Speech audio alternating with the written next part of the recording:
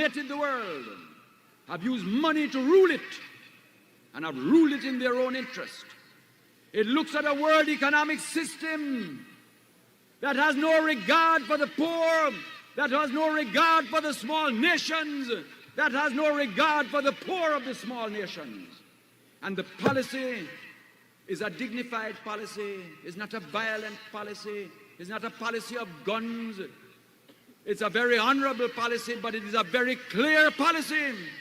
It is a policy that calls the poor of the world to stand together, to stand firm together, to struggle together, to struggle for change, to struggle for justice, to struggle through organization, to struggle through will, to struggle through determination, to struggle to build a new kind of world in which your children and mine will walk with more dignity, with better housing, with better opportunity, with better prices, with better response from the World Monetary System. That is the world to which I call you.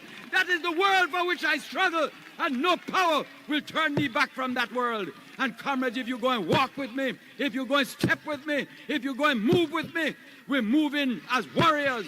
We're moving in determination. We're moving to struggle. We're moving to change that world. No power will turn us back. Me ever fresh, me no green. Me coulda never green, dog. Me no chow chow. No. Ha ha ha ho ho. Who ya know?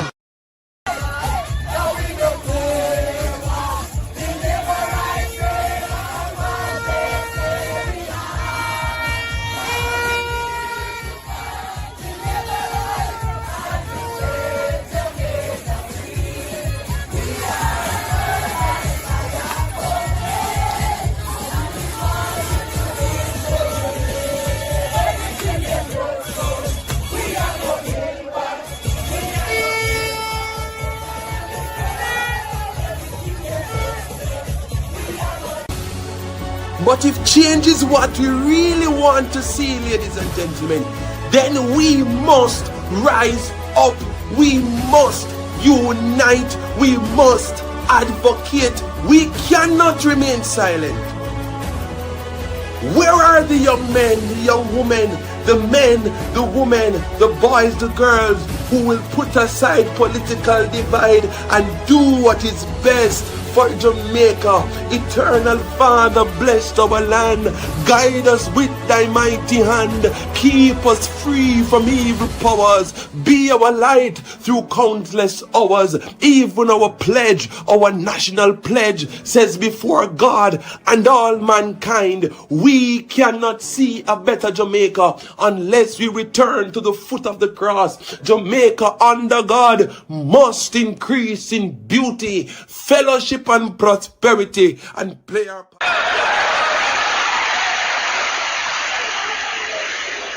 If I lived in China or even Russia or any totalitarian country, maybe I could understand some of these illegal injunctions.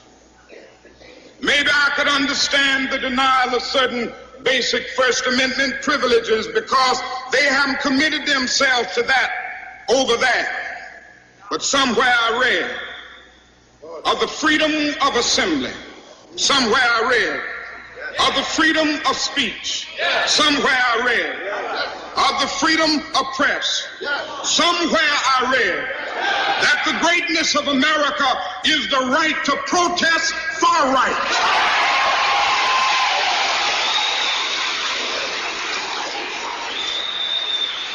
And so just as I say we aren't going to let any dogs or water hoses turn us around, we aren't going to let any injunction turn us around.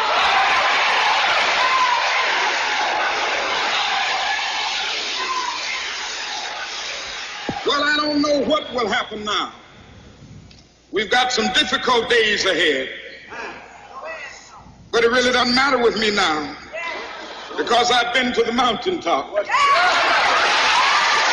don't mind. Like anybody, I would like to live a long life. Longevity has its place. But I'm not concerned about that now. I just want to do God's will. And he's allowed me to go up to the mountain. And I've looked over and I've seen the promised land. I may not get there with you, but I want you to know tonight that we as a people will get to the promised land.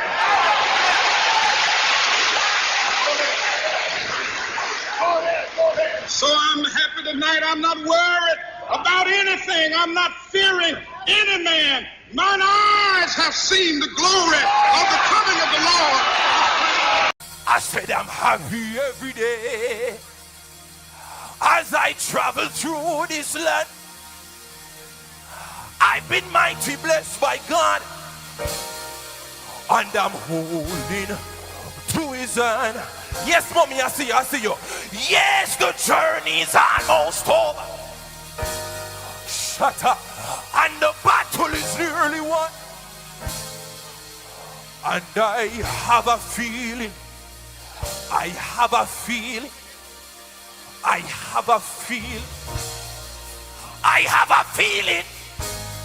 in my heart. The best is yet to come.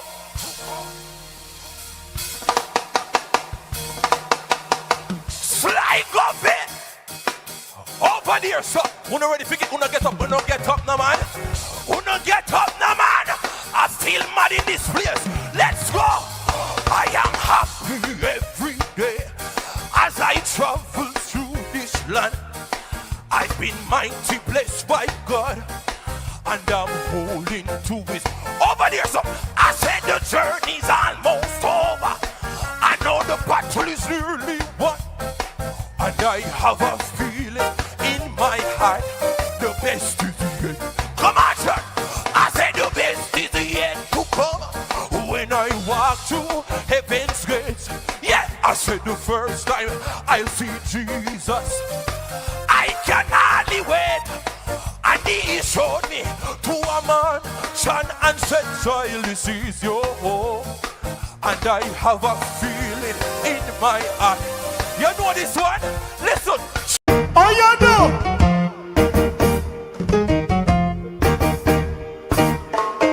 I want to hear the angels singing. I want to be in that number. I want to hear that trumpet song. We have done now. I want to hear archangel voice. I want to hear archangel. Oh, I want to hear when my name is called. I want to hear. Everybody know. I want to hear. I want to hear. I want to hear. I want to hear. Watch out now. I want to see the angel marching. I want to be in that number. I want to hear that trumpet song. I want to hear archangel voice. I want to hear. God bless her now. I want to hear when my name is called. I want to hear. Everybody do so. If I'm not living for Christ, then I cannot be.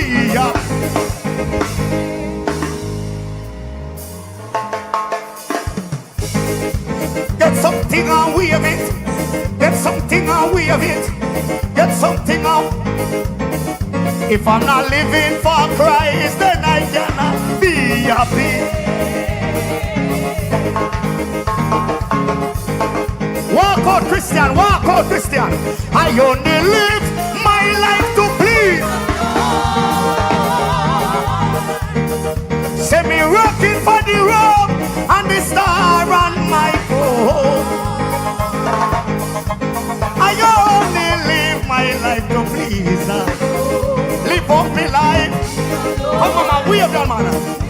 Everybody, so. Live up my life. Live for Jesus.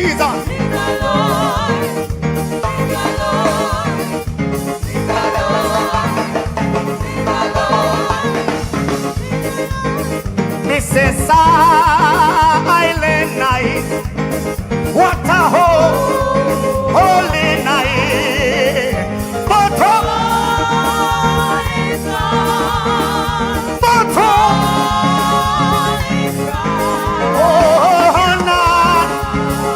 your virgin mother and child. Holy, so tender. Talk to me now.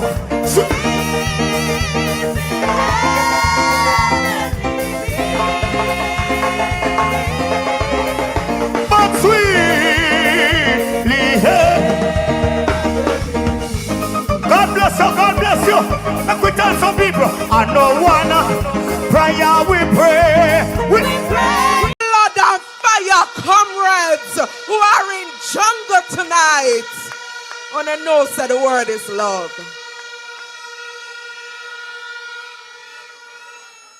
Comrades,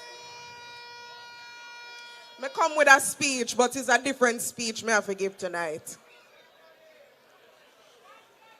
But before I go into that, we have been saying all night that young people know say time come. And I want to bring up a young man who has looked for himself, him read for himself, him search for himself, and when him done, him realize that the only choice he could choose is the People's National Party. And I want to welcome Comrade Perry.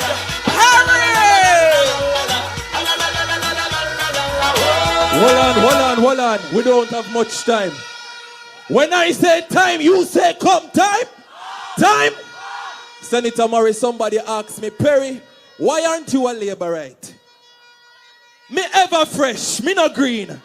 Me coulda never green dog, me no chow-chow. No. Ha, ho, ho. Who you know? Underpants, Paolo. We don't get in hold on, cut in, man, hold on. Me coulda never green. Hold on, no DJ, man, hold on.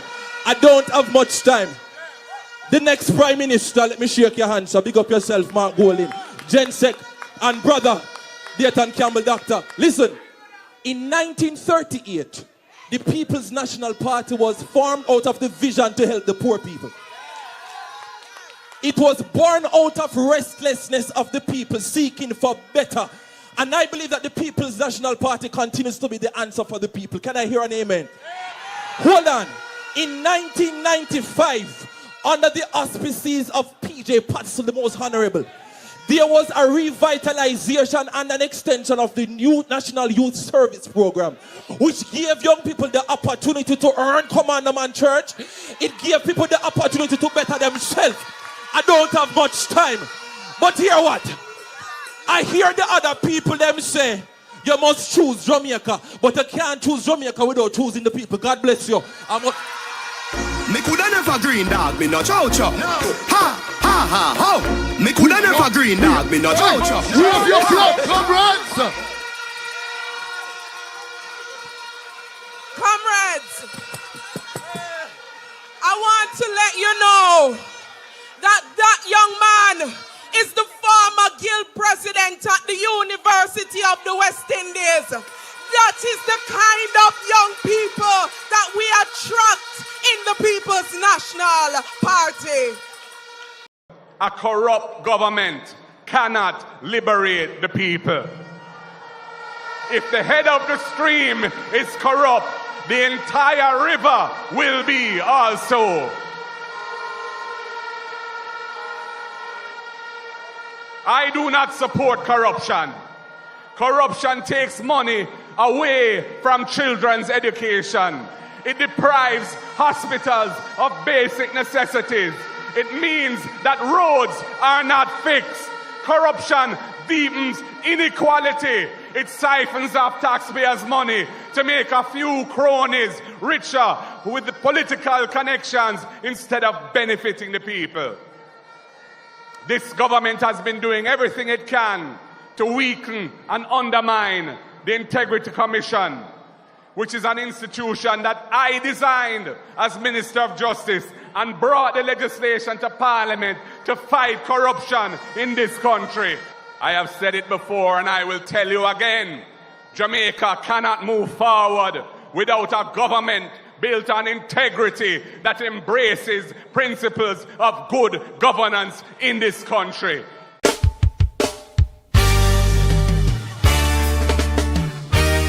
Lightning and thunder for the JLP.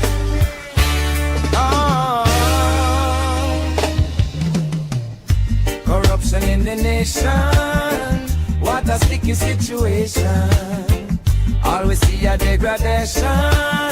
Innocent men at the station. Andrew and his cronies getting richer, them a big done. Talking about them helping out the poor. Tell me which one. Juliet, a speaker of the house, me can't believe it. Them mashing the housing trust for people I go feel it. The JLP, them satanic and demonic. Now war fit the youth, them prosper only fit them pocket. I beg is hamping.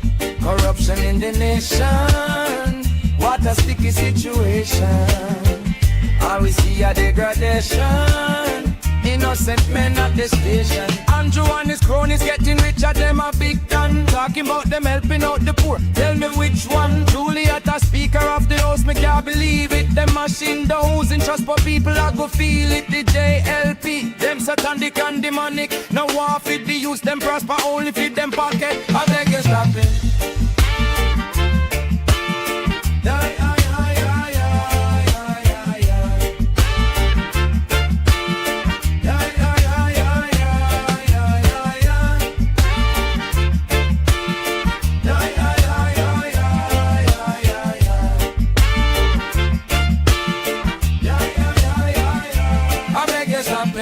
Corruption in the nation, what a sticky situation.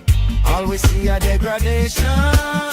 Innocent men at the station. Andrew and his cronies getting richer, them a big done. Talking about them helping out the poor. Tell me which one. Juliet, a speaker of the house, me can't believe it. Them mashing the housing trust for people I go feel it. The JLP, them satanic and demonic. No war fit the youth, them prosper only fit them pocket. I beg you stop it. Yeah, yeah, yeah, yeah, yeah, yeah, yeah, yeah. Yeah, yeah, yeah, yeah, yeah, yeah, yeah, yeah. Yeah, yeah, yeah, yeah, yeah, yeah, yeah. The perspective with Perry Cummings Jr. Big up yourself. The best is yet to come. This is my perspective, telling you my perspective. This is my perspective to bring change that I feel me objective. Scandal after scandal, look where Jamaica come to. Them a rob the money and a thief a lot too. Election tactics, what a disgrace. Them cut off ribbon and the place no safe. It's a prime minister, are you me a address? Police a kill off the youth if you check. Talking about the way country are the best. But though this is my perspective, telling you my perspective. This is my perspective to bring change that I feel me. Greetings, greetings, greetings to each and every one of you. I hope that you are doing well. It is the 19th of August 2026, and let me tell you this, I am truly happy to be here one more time. Remember to like up the live, ladies and gentlemen. Those who are not yet a subscriber, please to touch that subscribe button. I'm so excited for what the Lord is going to be doing in this season. You know, Ian, Nathan, you quote a part of a song, and I'm going to sing a little part of it. All the way, my Savior leads me. What have I to ask beside? Can I doubt His tender mercies? who through life has been my guide. Heavenly peace, divinest comfort, here by faith in him to dwell. For I know whate'er befalls me, Jesus doeth all things well. For I know whate'er befalls me, Jesus doeth all things well. Blessings, ladies and gentlemen. Let me know where you're viewing from. The Hanover Town Hall on hurricane recovery. It has started, and I want to bring us over to Hanover's Town Hall. So we're gonna shift up the program tonight because, you know, Comrade Leader is over Hanover. I believe what is happening is a very important conversation. So we want to hear what is happening in Hanover. We want to hear from our representatives. Southfield, St. Elizabeth, Ian Nathan out of Kingston 20, Portmore Pines, Hempstead, New York, Mountain View, the Cockpit. Come on in, ladies and gentlemen. Call somebody, tell somebody. See, today we hear some person saying that the People's National Party needs to be communicating better. Well, I am going to ensure that anywhere the People's National Party is and they are advocating, I'm going to be utilizing my platform to advance and to promote what is being said. Right? I don't want anybody to say that the PNP is not communicating and they're over there advocating and we're doing our own thing over here. It shouldn't work like that now, right? So big up to Bay Road, Westmoreland, Queens, New York, Rosedale, Birmingham, UK, St. Martin, Falmouth, Trelawney is in the house, Red Bank, St. Elizabeth. Big up Donna, Yvonne, Carol, Cardo, Ian, Danet, everybody who know yourself, Dave Wedderburn. Blessings to each and every one of you. Silo, St. Elizabeth, California, Mona, Listowel, Ontario, Canada. Blessings. If the town hall ends in time, we can touch on a few other matters. Land settlements, we're still talking about that. There's a fresh beach access dispute over there in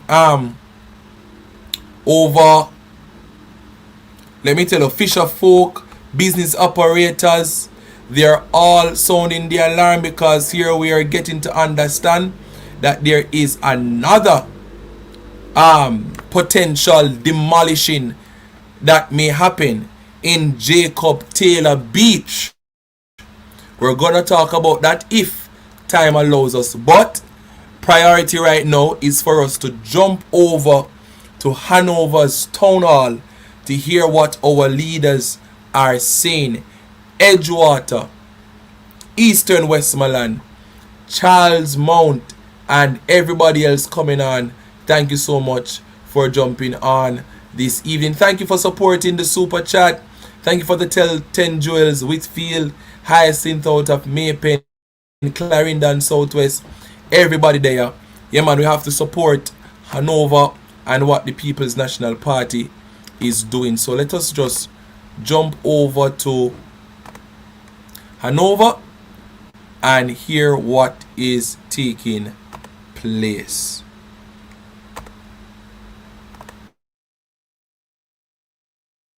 What that means, they were going around, the Office of Disaster Preparedness initiated a program. And they were going to the parishes that were affected to fix roofs. They fixed 400 roofs in other parishes except Hanover. And what we do so?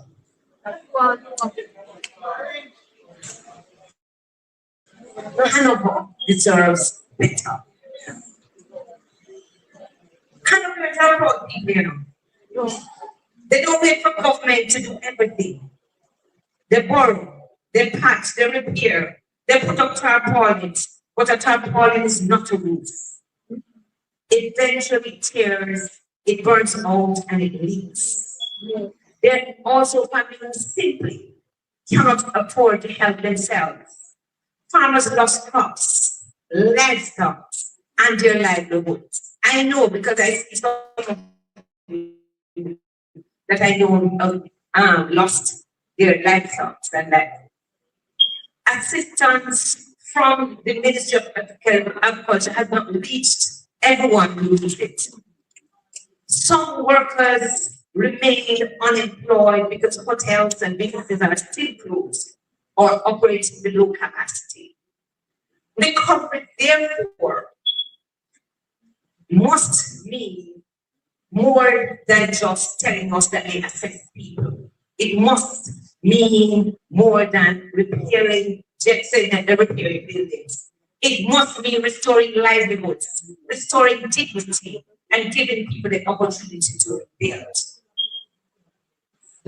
While people struggle to secure roofs, they're also dealing with the pile of garbage. You heard the mayor spoke about it. Piles of garbage, unbearable smells, and growing random populations. The people of Cove and Kingsdale and Dias and Kendall and Perry Cummings, they know exactly what I'm talking about. Some communities go weeks, even months, without seeing a garbage truck. In Green Island, along the corridor towards Nicoria, that's a stretch going into Nicoria, collection points are overflowing. It shouldn't be that for a garbage truck, for them to initiate the collection of garbage, that the member of parliament has to call every morning or the councillor has to call every morning or send a message. It ought to be scheduled. This is a right, consistently collecting our garbage. It is a right. This is no longer merely, this garbage pile-up is no longer merely an inconvenience. It is a public health issue.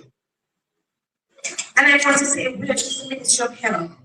When you see all those rats going along the coast in Nicoria, in Green Island going into Nicoria, where is the Ministry of Health? All this overflowing of garbage. We cannot wait until poor garbage collection becomes a serious health crisis. The people in Salt Spring, over in Fuel, Humber Court, Pedal River, they deserve better. Hanover, they deserve better. As for the water, it's bad enough when I have a roof, and then the garbage, and then the water. That was a major concern before hurricane. It has gotten worse. Of course, we welcome the water resilience project. We see the pipelines being laid. Some big pipelines going from Luce to Nicoria.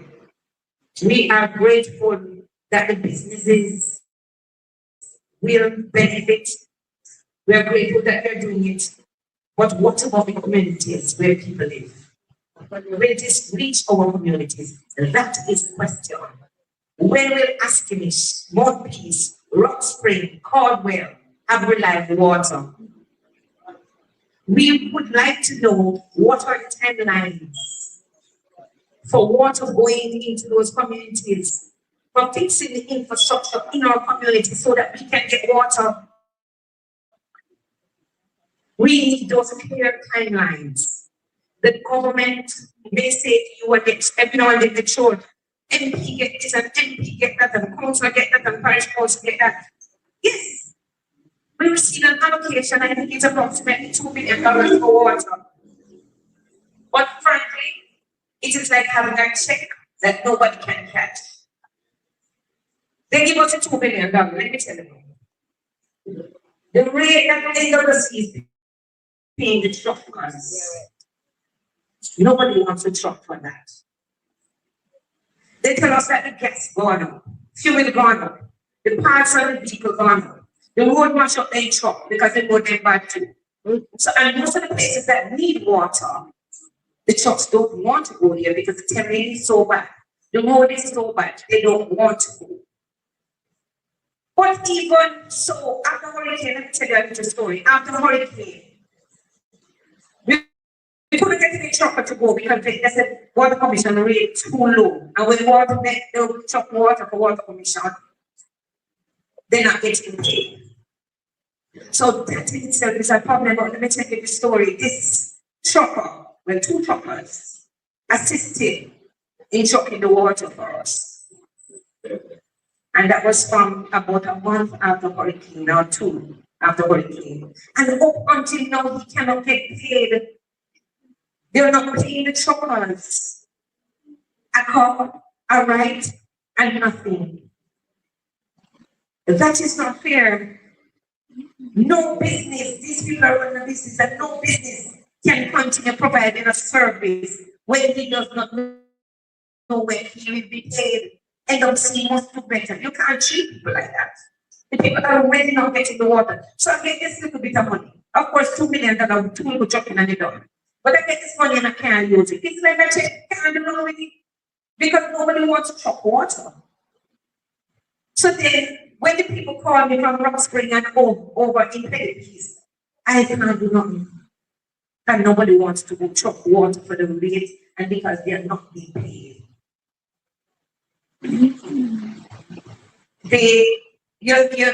Recently, the roads is a sore point. The low sea wall, you heard me talk about it. And yes, I make a work done on it. And we're happy. I think it was that we're going to complete it in a couple of years. And yes, we're happy. But that cannot be a permanent fix. It is a temporary fix. And I will say, Lord, and I will continue to advocate, it is a temporary fix. There must be a permanent solution. There must be more emphasis placed on our road infrastructure. And I will continue to advocate. And listen, look how I must talk these things because it affects you. And I'm here talking about it because you spoke to me. And so I'm here talking about it. We got, the minister spoke about an allocation to fix some road, to do some patching right across. When I work out it, based on the roads that I get about $4 million per road. Trust me. It really can fix nothing.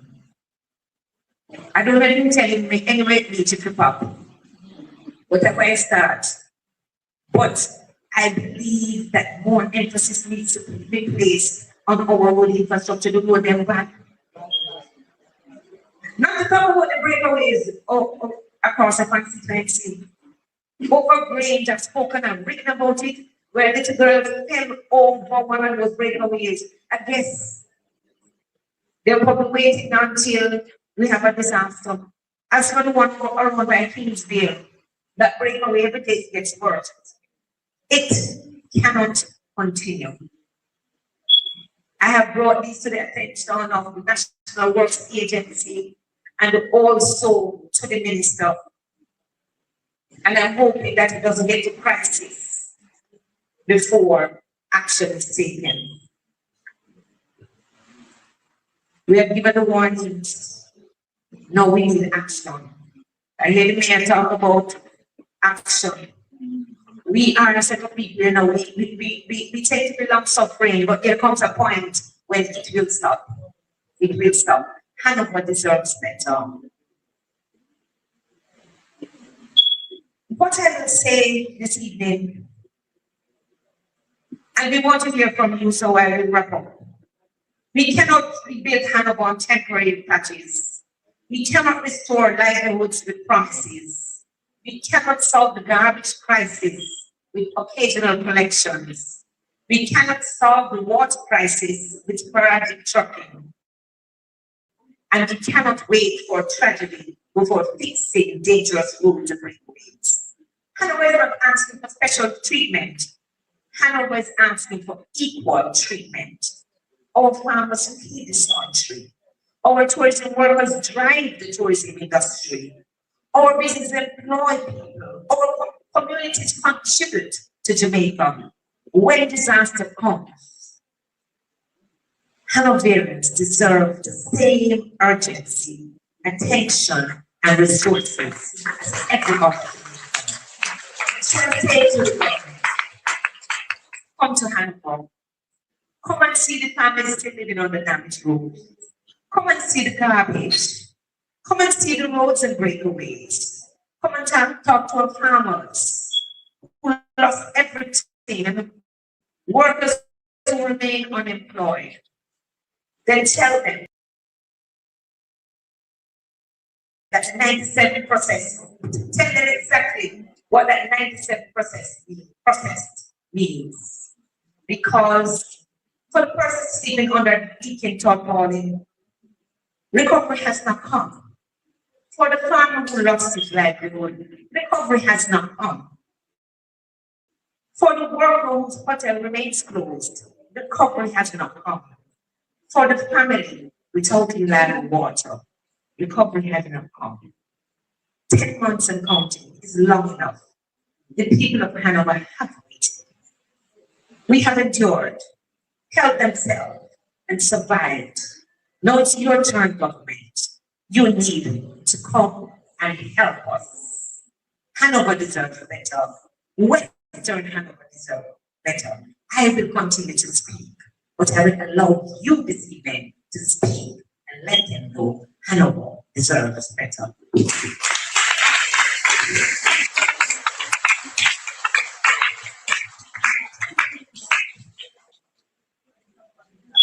Hanover deserves better. I mean, is that Hanover deserves better? Probably when I was doing a speaking on song, I was saying after 3. Everybody saying Hanover deserves better. After 3, 1, 2, 3. What's what I was hoping that Kern will just put the camera so that they actually see that as people saying it, that of course we deserve better. And as I listen to the passion of the member of parliament, you know, as a theatre person, I heard a poet said, people bawling, and the rain soon start falling. Next month is August, so hurricane season soon come again. Or some people just lay down and look up at night. Or when the mosquito never bites and the darkness have no light. And there's nothing much, no ceiling over their head. All I see is tarpaulin instead. People bawling and the tarpaulin. Distress, wondering how the hell they end up in this mess. Uncomfortable, miserable, vulnerable, exposed to the elements of our directions. Dream blown away with the worldly possession, rejected and feeling rejected by the elected.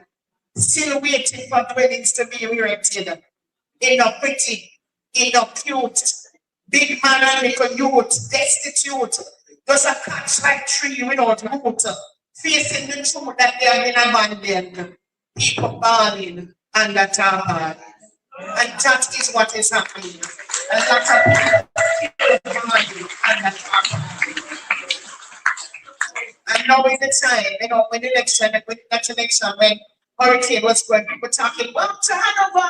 Why are they not talking about Hanover? As a matter of fact, I heard somebody said, where is Hanover? Hanover is that place. Remember that one? Yeah, I'm not understanding that Hanover is the birthplace of leadership. Yeah. And that we are not forgotten, and we will no longer be the forgotten parish. And that's why today you're going to put your mouth, you're going to talk and tell everybody, all the news leaders, that we deserve better, right? Amen. So thank you, Member of Parliament, Heather Miller Bennett. And now we're going to go to the east. And we welcome Member of Parliament Andrea Perkins and Opposition Person to return. And at the time when we're writing Melissa, let's touch a significant impact on our communities and our tourism industry. We welcome today as she speak about her perspective and also about the distress of the people of Eastern Hanover. Let's make her welcome.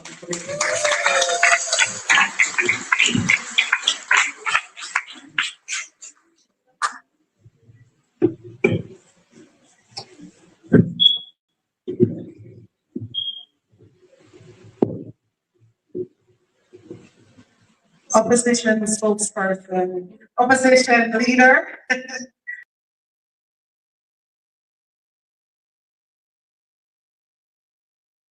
Mark Golding, and Member of Parliament of Stoke St. Andrew. Your Worship, the Mayor and First Citizen of Hannibal, Shirley Samuels. I would also like to acknowledge Mrs. Natalie Nita Garvey, Member of Parliament for North Central St. Catherine, Mrs. Angela Bromberg, Member of Parliament for Southwest St. Andrew. From our municipality, of course, let me not forget my sister, Member of Parliament from Western Hannah, Heather Millavent. To our councillors from the municipality, we welcome you also, Councillor Frey from Hopewell, Councillor McIntosh from the Chester Castle Division, and our Western councillors that are here with us, Councillor Barnes and Councillor Chambers also.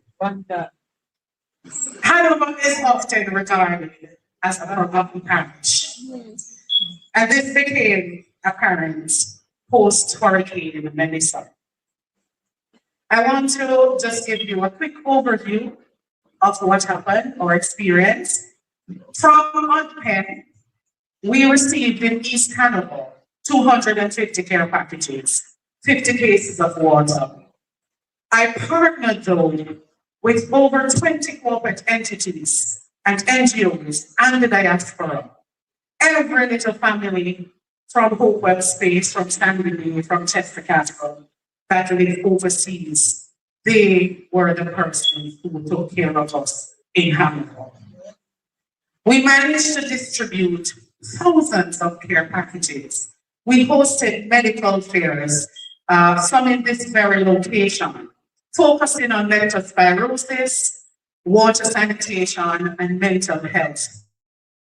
And I can tell you that mental health sessions were so needed. We also had some of those inland. Thank you, Pastor O'Brien. But Hannibal, MP Miller said it, Miller Bennett said it before, we are a part of this country. We're not the last parish. We don't want to be labeled as the last parish anymore. We don't want that title. But we didn't receive much at all. We donated generators. I remember donating a generator to the Sandy Bay police station because they were in darkness for some time. I donated generators to schools, and these generators we received again from NGOs and private people. The programs that government introduced to the wider Jamaica, not just the persons down west, those programs failed the people of Eastern Hannibal. Why do I say that? Let's talk about the THARP program. The THARP program is a program that is under the Ministry of Tourism, TUTEC. I was asked to provide 30 names, and I see some of the persons here today, and you will get your explanation of what happened. I was asked to produce 30 names. Some other members of Parliament in the West were also asked to produce some names to receive $100,000, or what turned out to be $100,000 in materials. I want you to bear with me as I go to my phone and just read an email that one of the hospitality workers, we say we care about our hospitality workers, but I want to share with you this evening that none of those persons, the 30 persons that I was asked to provide information with, the 30 persons where I built up their hopes, they got nothing. What they got, instead of materials, is an email. Thank you for your interest in and application from LSD to the Tourism Housing Assistance and Recovery Programs, THARP. Following a comprehensive review Of all applicants received, we regret to advise.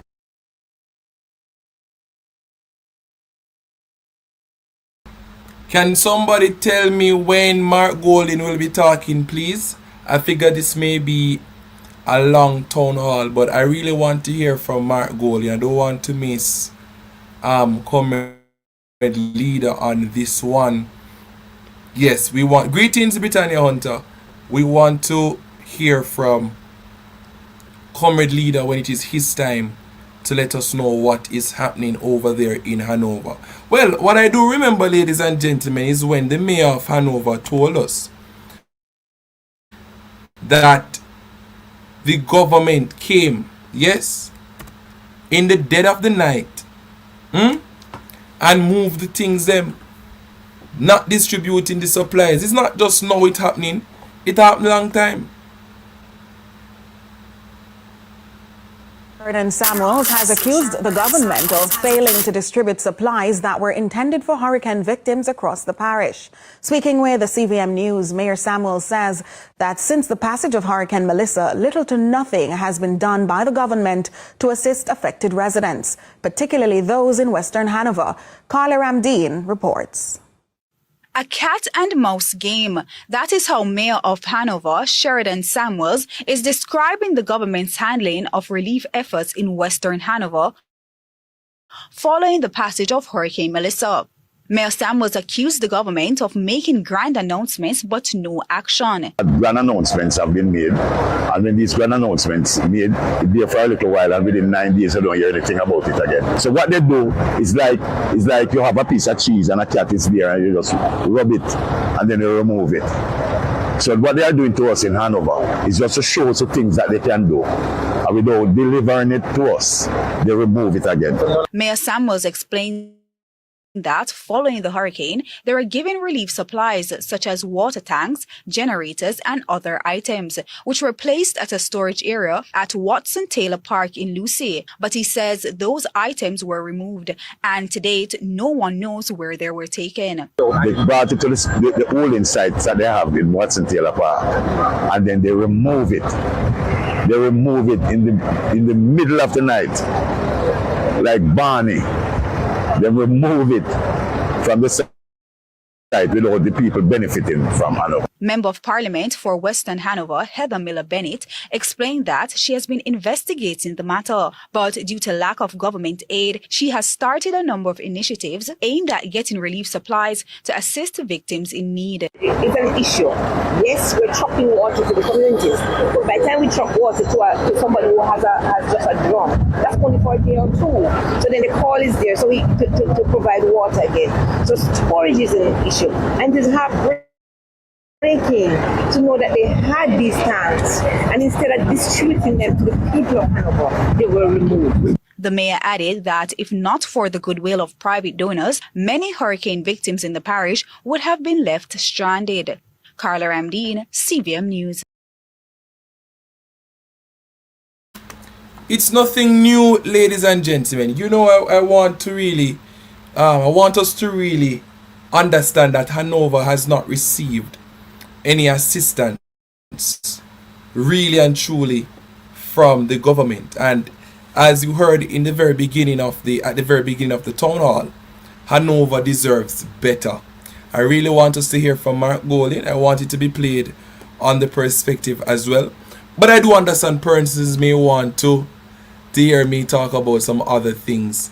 For those who want to watch the town hall, it is being streamed on the PNP's YouTube channel, right? The official PNP YouTube channel. So if you want to go over there and listen to the town hall as well, you can do that. It's very important that we hear what our representatives are doing, especially when you do have somewhere of the view that the PNP is not doing enough. We had a very interesting clarion call today, and I read an article from Dr. Micheal Abraham. I won't read the article over again, but his position is that Jamaica deserves a better opposition. Not that Jamaica deserves a better government. Not that Jamaica deserves a better prime minister. Not that we deserve a better JCF. Not that we deserve a better education system. Not that we deserve a better hurricane recovery effort. Not that we deserve better transparency regarding the donations that were made to the supportjamaica.gov.jm website. Nothing regarding the problem. Because the problem cannot be the opposition.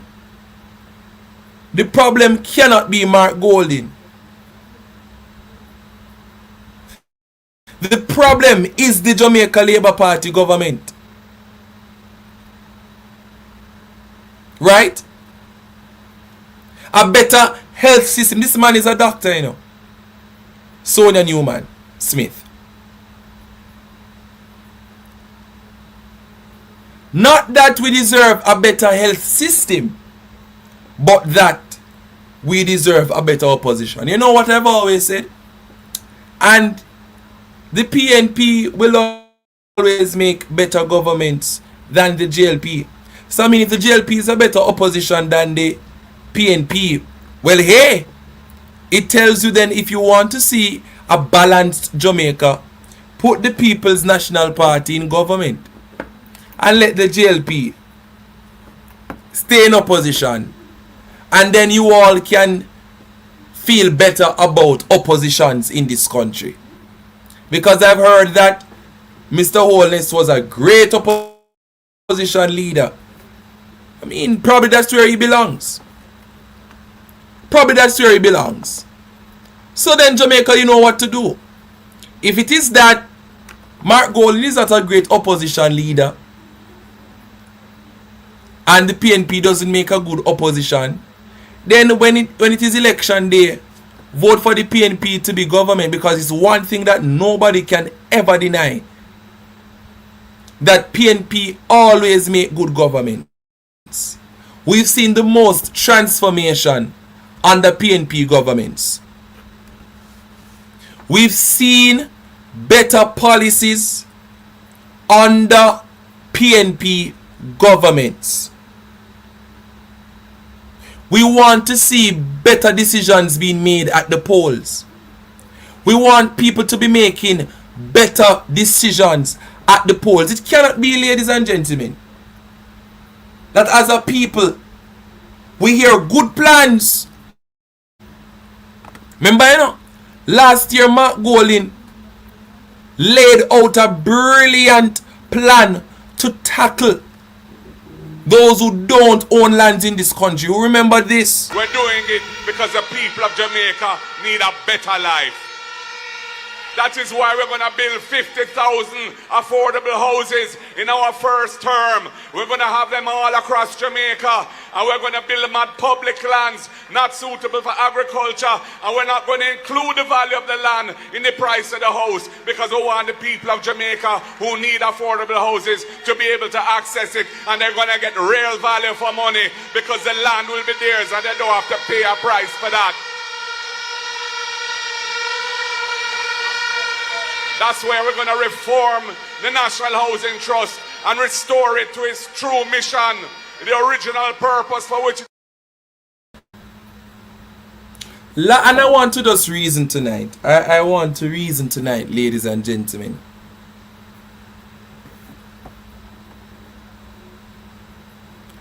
Last year, the People's National Party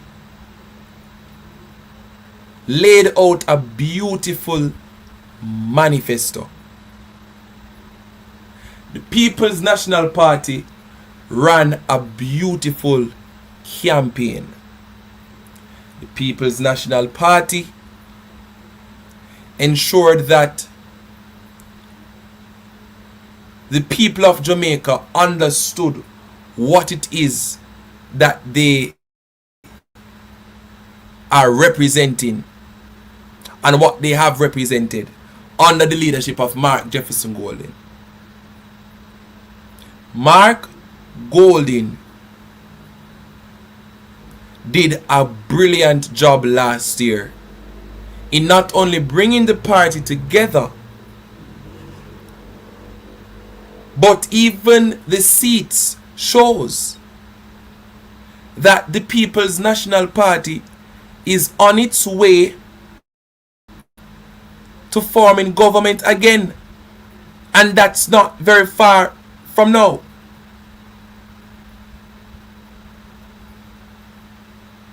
What more do you want from Mark Golding? You want Mark Golding to turn stones into bread, but elections come with consequences. Last year, during the debates, the PNP won all the debates. All of them outclassed the JLP. They were a public disgrace. And the dagger to the heart was when Mark Golding showed up the Prime Minister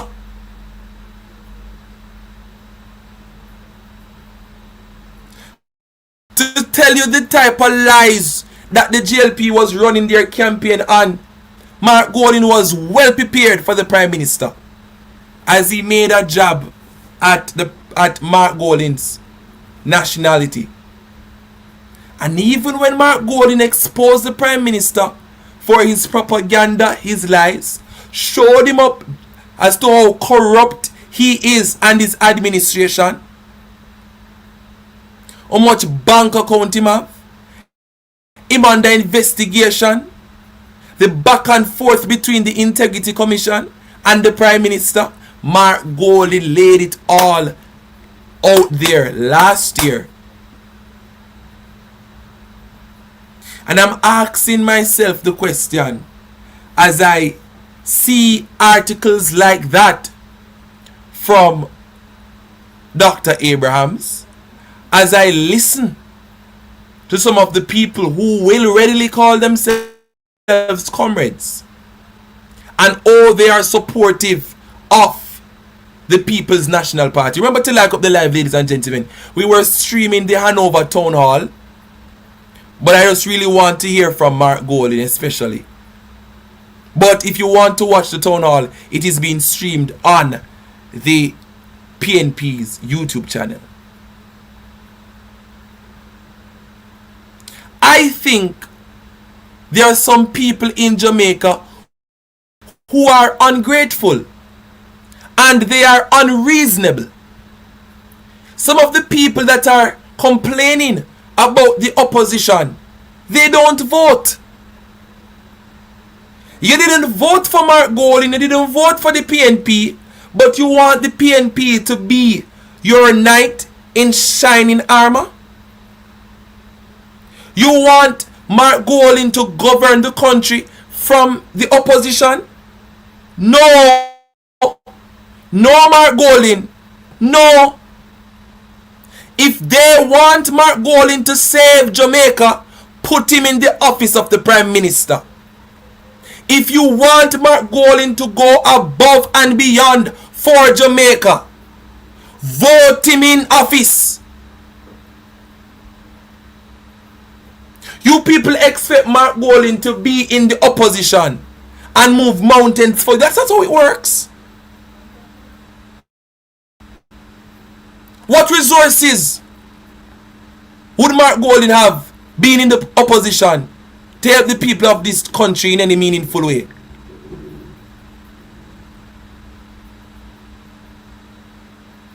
You people didn't vote for him, but you know, come now and complain and gaslight, trying to gaslight the People's National Party.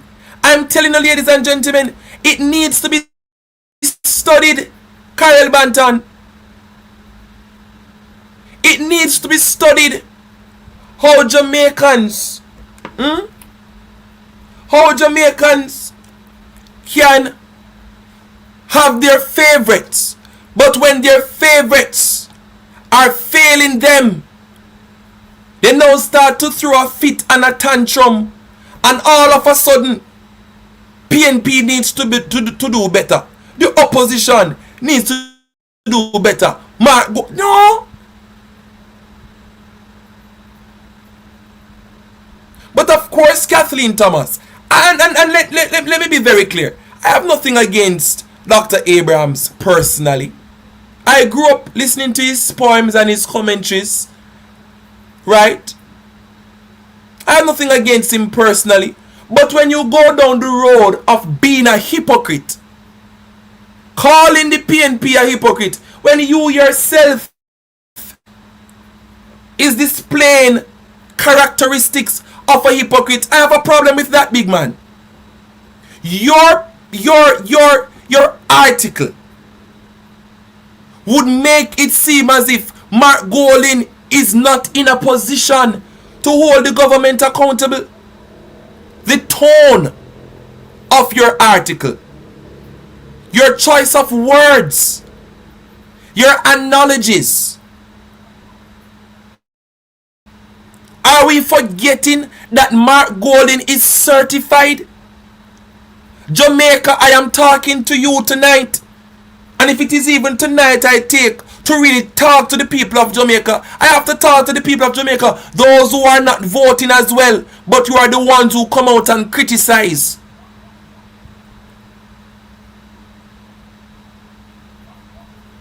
Think about it, ladies and gentlemen. I remembered when young Jamaica came out and they were quick to question Mark Golding as to why there were delays with his certification for his statutory declarations. Remember, the Prime Minister of Jamaica is not certified, The Prime Minister of Jamaica is not certified. At the time, we were sure, we were a little after we heard about Bobo Andrew Wheatley. But when young Jamaica came out, they were questioning. Listen to the hypocrisy. Remember that the JLP don't believe that the Integrity Commission is credibly, ladies and gentlemen. Remember to like up the live. If you're watching and you're not yet a subscriber, subscribe. I want to reason tonight. I just want to reason tonight. We have a few more clips to play, but I just really want to reason tonight. I want to reason with the comrades, and I want to reason with Jamaicans. Remember that the Jamaica Labour Party, they don't believe that the Integrity Commission is credible. They believe that the Integrity Commission is an operative of the People's National Party. Yet, when there were some delays with the certification of Mark Golding's statutory declarations for 2024, it was the same affiliate of the JLP that came out to question Mark Golding why he wasn't certified by the Integrity Commission that they don't revere. They don't respect it. They don't believe in it. They don't trust it. So why are you coming to ask Mark Golding why his statutory declarations and his certification was being delayed by an organization that you don't respect? It doesn't make any sense. Albeit the Prime Minister is not certified, and he has not been certified for years. Where was Dr. Abrahams to call out that hypocrisy?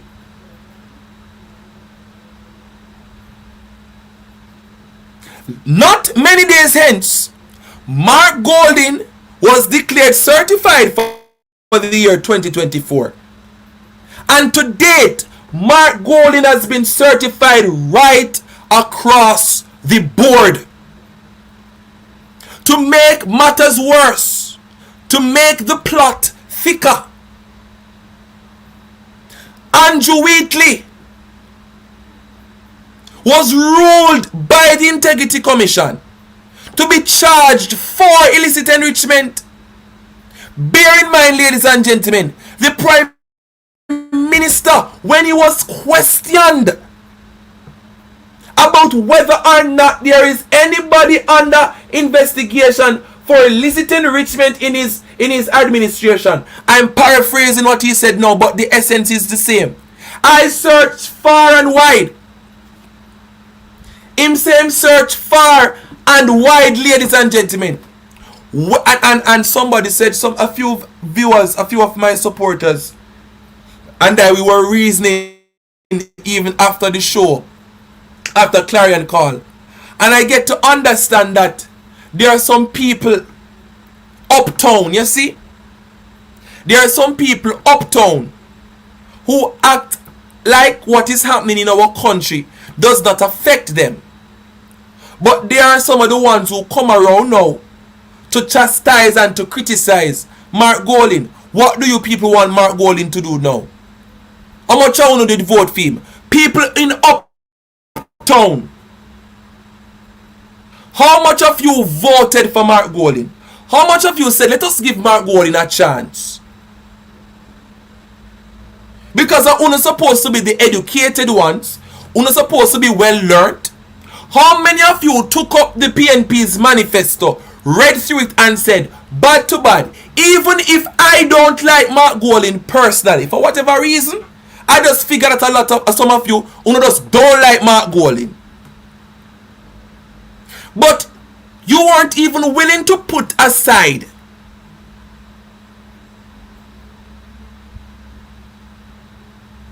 your personal feelings and vote for the person with the better policy. What I see coming from uptown, 1 p.m. 1 p.m. So some may say, Perry, the PNP can improve. Nobody is refuting that there is room for improvement. Like many organizations, like all organizations, like every movement on the face of this earth, there is always room for improvement. Mark Golding said that.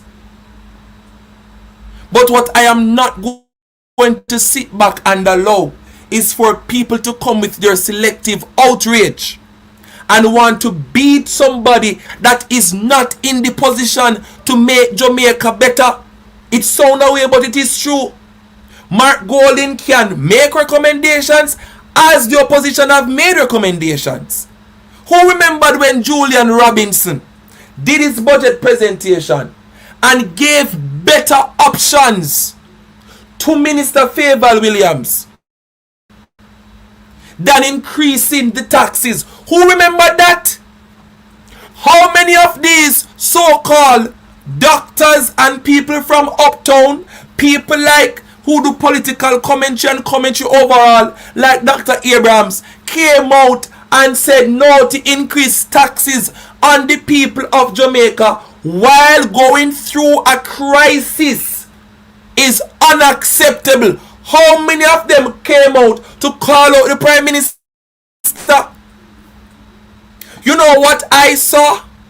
I remember when they were doing a street interview. I don't remember which one of the news stations were doing it. And they were asking Jamaicans how they feel about the increase on taxes. You know what people say? Oh, a taxes run the country. A taxes run the country. Nothing wrong with tax. And all of a sudden everybody can understand that, oh, a tax run the country. But the People's National Party provided an alternative that would spur the growth of the economy, that would give them the same $18 billion without taxing the people. And what did the people do? Them say, oh, we don't have a problem with the taxes.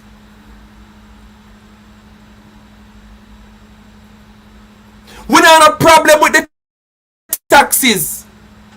There was a time in Jamaica, ladies and gentlemen, where every Jamaican would say no. It wouldn't be wise for you to increase taxes on the people, especially after they're just coming out of a natural disaster and we've not yet recovered. There was a time, ladies and gentlemen, where regardless of political affiliations, people would unite on certain things. And this matter of tax would have been one of them. But because people have become JLP affiliates And I don't know what took place, ladies and gentlemen. But all of a sudden, the efforts of the PNP for some of these people are not enough.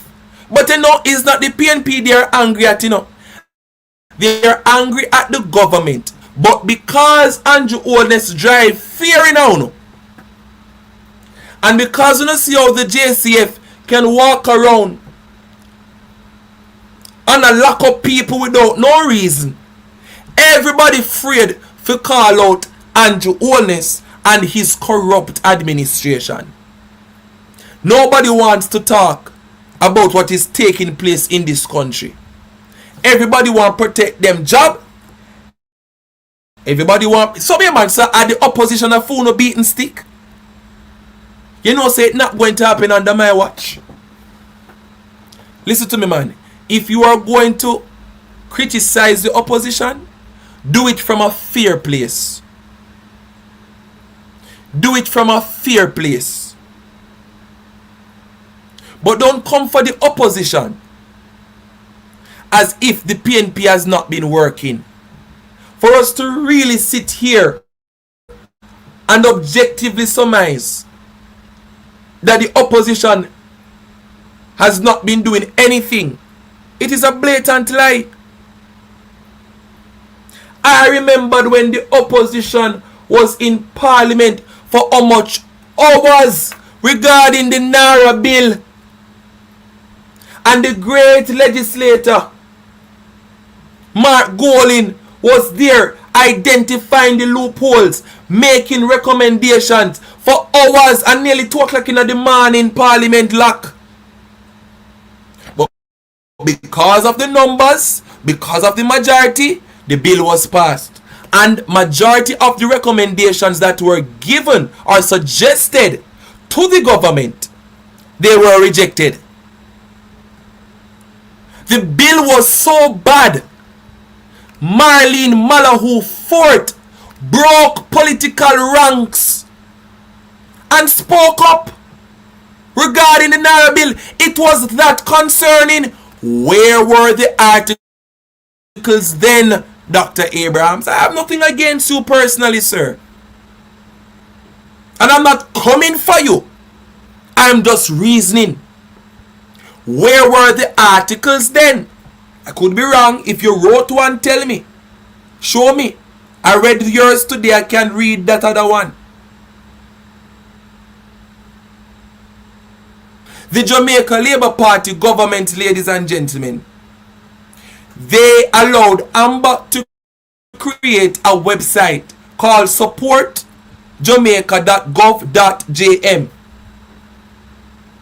And some 1.44 billion was donated to the website. The Auditor General in must be February or March, right, flagged the website for some loopholes and data protection concerns and what have you. We are talking about people money. We are talking about people financial information. We are talking about people's personal data. And this website was flagged by the Auditor General. We don't hear no gunfire about it, you know. To make matters worse, ladies and gentlemen, the Auditor General again revealed that less than 2% of this donation was spent. While the country, people in Hanover suffering, we were playing a part of the town hall not too long ago. People in Hanover cut off from any aid from the government. We just played a clip of the mayor telling us that at 12 a.m. in the morning, the government went back for the aid that should have been for the people in Hanover and gone with it. Where were the articles then? You are a bunch of hypocrites. And many of you are complicit to the corruption that is taking place in this country. Damn if you do, damn if you don't. Because if the opposition start talk about that, you know say them a play politics. When Dr. Das, you know say I'm gonna talk tonight though. I may show these clips a little later down in the show. Me not take no break. I want to reason. I really want to talk how I feel tonight. Last year when Dr. Das stood up in Parliament, in Dr. Abrams, when Dr. Das, your colleague, a part of the medical fraternity as well, when Dr. Das stood up last year and warned Dr. Christopher Tufton, when still give him doctorate, and warned him if he did not responded quickly enough to the crisis that Melissa caused, that we will see a potential breakout of leptospirosis, tetanus, and all of these things. What did the government say, Donna Thompson? Them said Dr. Daz are going like him still up on the campaign trail. Daryl Vaz them flush him off. Go!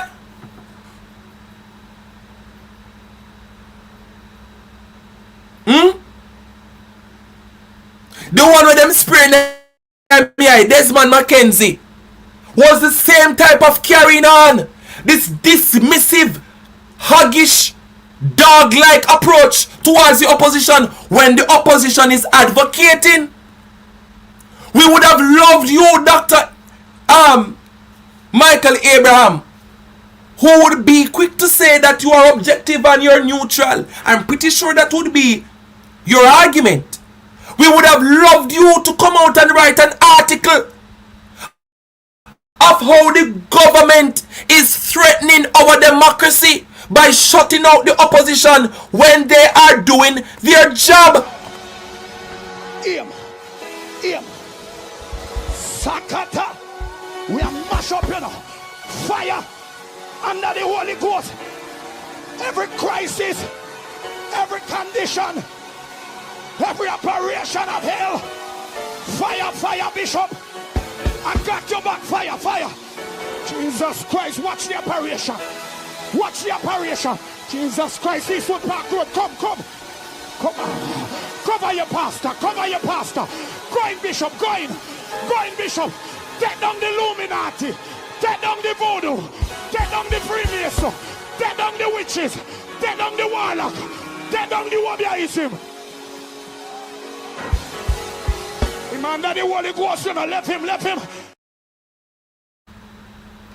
Desmond McKenzie came out and said he's okay, Ivan Riley. He posted a video on his Facebook some time ago. He said he's okay and he thanked everybody for the prayers. And he's alright. Desmond McKenzie is alive. And well, according to him. Nobody was there to defend the opposition. To say, no, this is not the way to go about governance. You don't shut out the opposition. Dr. Abrahams, there's a reason why I have to take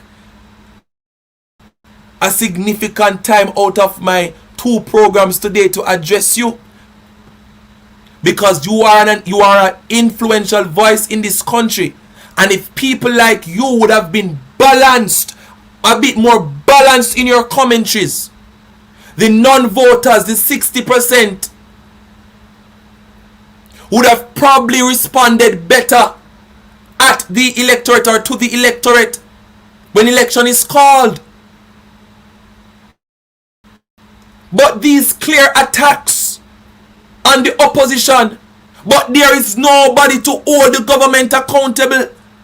I can't sit back and feel good about that. Not just because I support the PNP, but the fact that the problem is not the PNP.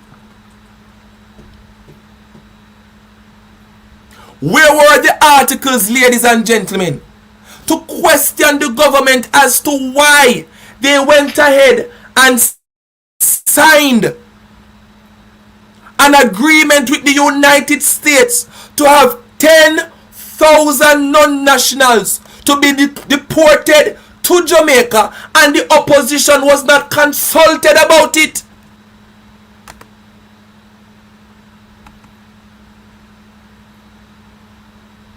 Not considering the legal challenges that existed. Mark Golding was the one who was hammering these things, press conferences after press conferences. Now, the opposition leader Mark Golding is questioning why the Jamaican government would sign an agreement to accept third country nationals from the United States when a judge in that country ruled the practice is illegal. A federal judge in February struck down the Trump administration's third country deportation policy, ruling that deporting migrants to countries other than their own without due process or adequate notice is unlawful. The U.S. government was granted temporary resumption to resume the deportations while they appeal that matter, but Mr. Golding says the arrangement is very concerning. There's a case decided by a federal judge in Massachusetts which said that these third country arrangements are not lawful under U.S. law. The government of the United States is appealing that to their Supreme Court. That matter is not yet resolved. But we are nevertheless embarking upon an arrangement, notwithstanding the fact that the lawfulness of that arrangement in the jurisdiction of the other country that we're signing to is itself very uncertain. And while the government, in justifying the agreement, says it is offering assistance to its ally, which is the USA, and one of its biggest trading partners, the opposition leader believes that there's more to this particular issue. But for something like this, you would have expected that Jamaica would have some benefit from taking all these non-Jamaicans, processing them here, becoming responsible for them here, taking the risks inherent in having them here, and having to deal with them if they don't leave. So we're exposing ourselves to a significant amount of exposure by taking these people here, and risks. So, one would expect there to be some benefit flowing in the other direction.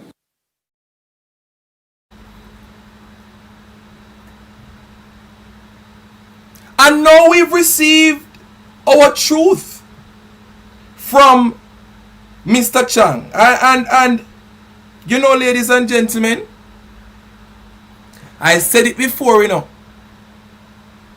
I'll say it again. Woe unto them. As a matter of fact, the Bible made it very clear. I am just reiterating what the good book says. Woe be unto them that call good evil and evil good. People are looking to the opposition to move heaven and earth. If you believe that Mark Golding can move heaven and earth, why would you never support him? Why would you don't demand better? I remembered when the JLP said that they don't need an opposition. I remembered when Desmond McKenzie said that he will never surrender Jamaica to the opposition. If you don't believe that Mark Golding can move heaven and earth, why not give the man a chance?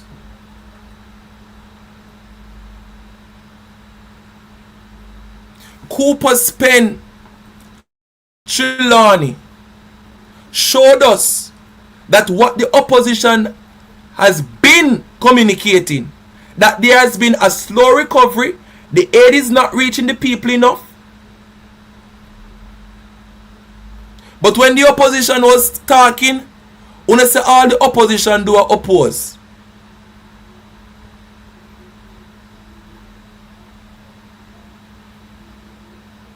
Look at the amount of people who are dying in our hospitals, Betty. Yesterday we covered the story with the mother that died 5 days after giving birth. And our sources are telling us that it was because of negligence. We read thoroughly the article that communicated how dismissive the doctors and the nurses were. Our health care system is in crisis. No, Scott, it's not the opposition that the Andrew Holness administration keeps stricken.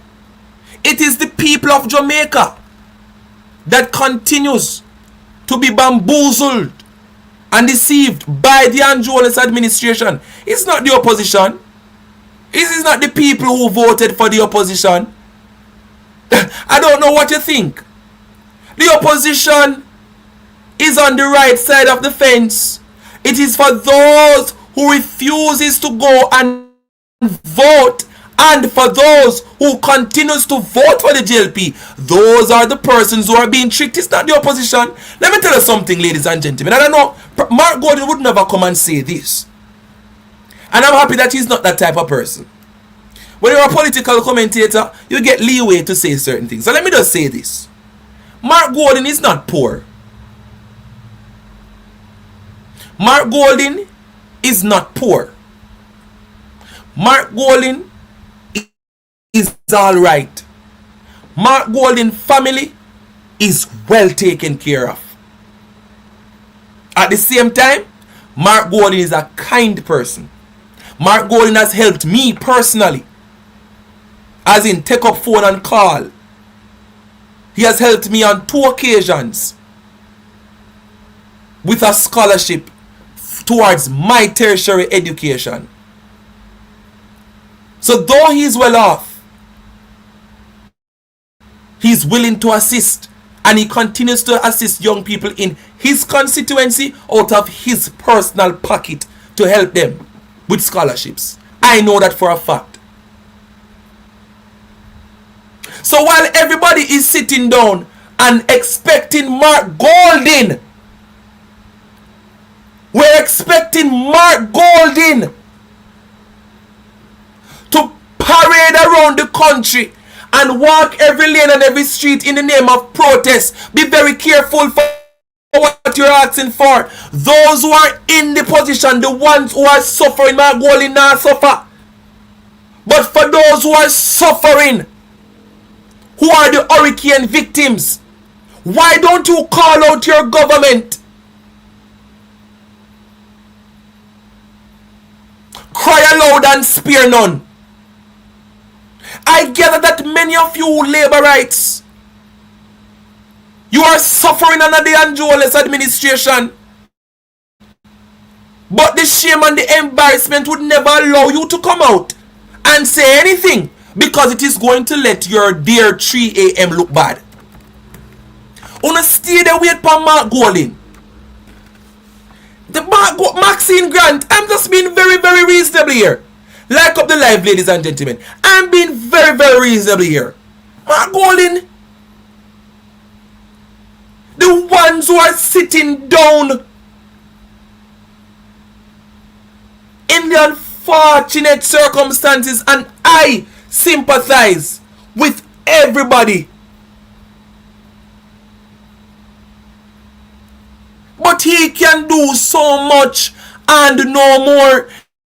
The people has to also show the opposition that they are ready for change. I remembered, I think it was on my program, and I think it was probably over Colin Bell. I think it was over Portland Spice, and I think it was also on my program.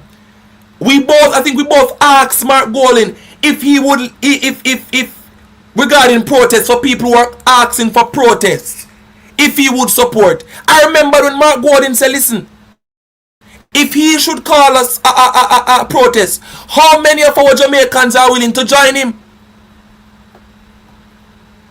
How many of our Jamaicans will be willing and ready to stand with Mark Gordon if he should call a protest? I want to see him one. I want to see him and go write more articles and say, see there, leader of the opposition. Leader of the opposition leads protests. And them spin it to make it seem as if he's doing a terrible thing. Damn if you do, damn if you don't, Mr. Gordon. This is what the people need to talk about. And come off of Mark Gordon back. Because I gather that there was a conversation between the waste man. I don't know who we call waste man already. Over nationwide. Oh, he responded to me, ladies and gentlemen. Yeah, man, he responded to me. He didn't call my name. Well, he's not mad. But he responded to me over nationwide. Trying to justify his tone-deaf statements regarding squatters in this country. I would even waste my time on you. But let me say this to you, waste man. Your excuse was even more embarrassing because in the midst of your response, we could hear the arrogance in you. I am happy that they sent you my video, waste man, because you needed to hear yourself. You needed to hear yourself talking about who splice up videos and cut up. Liar! That 26 seconds video, nobody edited it. It was posted by Nationwide on their Instagram page. If Nationwide wanted to give people greater context of what you said, why did Nationwide put out a lengthier video or a lengthier clip? You people put out the 26 seconds one with you talking about if Kukudu did still there, you'd ask him for remix song. Bossy people and leave it alone. It's Uno upload the 26 seconds video. Nobody didn't edit anything and cut up nothing. So when you come out and make it seem as if people are going out of their way to misrepresent you or to tarnish your reputation, who is you? Nobody has no time for that. What you said was wrong, and no matter how you want to spin it, and no matter how you want to say who can vouch for you and who knows say you are this type of person, what you said was wrong. And what makes you upset, sir, is that my video over TikTok have nearly 50,000 views and them a beat your body in the comment section. You must get the beating because you are a disgrace of a journalist. And I will never forget it, that you waste man laugh off for squatters in this country, forgetting to a Spanish town you come from. I never come from the rich cloth. You never cut from the rich cloth. You weren't born with no gold spoon in your mouth. We live in the technological age where we Google anybody name and we pull up everything about everybody. And I did my research. And always people like Uno, whenever come from nowhere great, wouldn't get a certain elevation in life, Uno turn around and demonize people and look down upon people. Mark Walden never looked down upon poor people yet. And Mark Walden could pay you triple your salary when you will get over nationwide. But I always Uno will never come from nowhere. One should have thank God for the little blessings and humble yourself and love people. Uno turn around and demonize them because of politics or because somebody go no award. Uno is a disgrace. Shame and disgrace. This is what you're supposed to be talking about, Dr. Abrahams. And now I'm bash you, but I'm calling you out, as I always do, for those who are getting it wrong. Chang says police is duty bound to help landowners reclaim property. There you have it, ladies and gentlemen, coming from the Minister of National Security. Chang is letting us know tonight that the JCF not have a choice, but they are duty bound to help people demolish, mash up people's house, mash up them furniture, mash up people back to school items, destroy people property. That is what Chang said, is not me. Fire. And if the enemy are fire, you can't stand up like stooge. You can't go on like a fool. You have to fire back. Somebody load up and say, pop, pop, pop, pop, pop.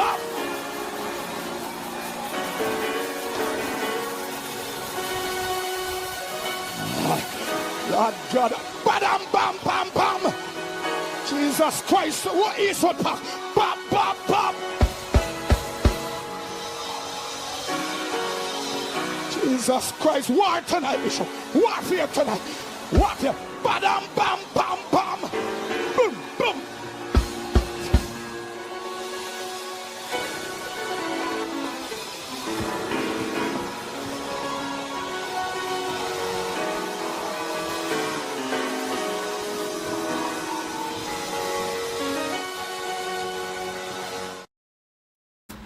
So how una say, how the Prime Minister, Chang, because I gather then that if the JCF, if the police is duty bound to assist landowners to reclaim property, then this is the modus operandi for the JCF on all occasions. Therefore, this is the practice. Then if this is the practice, if this is the principle that the government is built upon, then there's absolutely no reason for me to believe, as a well-thinking Jamaican, that the JCF being at Cooper's Penchilani last week, Tuesday, could have happened without the government not knowing. Because as you say, it is the police's duty. They are duty bound to help the people and reclaim them property.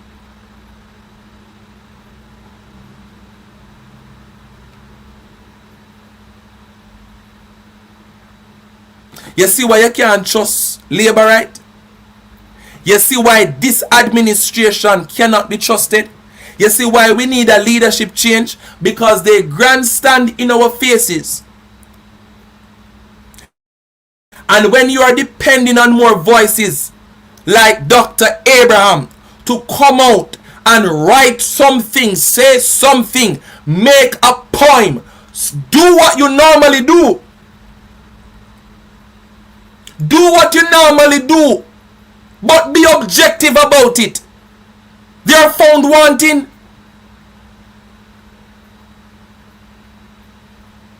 If Mark Golding, Sir C, should ever come out today, being the 19th of August, and say that the police is duty bound to help landowners reclaim property in the same space and atmosphere, because we're still reminiscing on what happened, at Cooper's Pen. Remember, Chang is having this conversation because of what happened at Cooper's Pen. That is the reason why he's having this conversation. And the waste man did interview him over nationwide. And I'm saying, ladies and gentlemen, if it was Mark Golding that could get up and say this, you would not have heard the end of it. Because I'm telling you, the same labor rights, the same people that come out and say, see that white man happy say black people all slick down, white man a try get back land like colonial days. Where are the voices to call out the government on this matter here? There is no empathy. There's no remorse. Chang doesn't care. Chang confirmed that he said what he said at Cooper's Pen. The people that never did that lie. He doubled down over nationwide. He went over there and he doubled down. There's no empathy. There's no care. There's no love for the people in this country.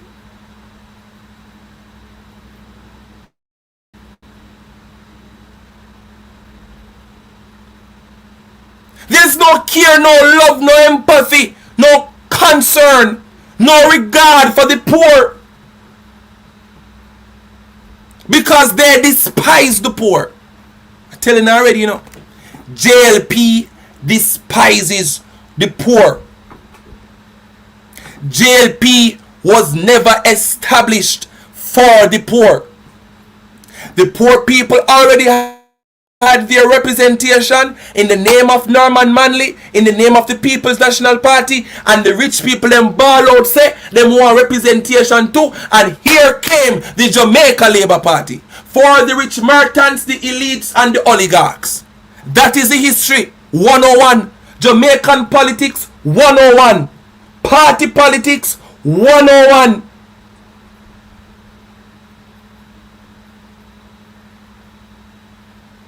It is as simple as that. It's not a complicated matter. No Labour right can come tell me say Jamaica Labour Party looks out for the poor people. No, they don't.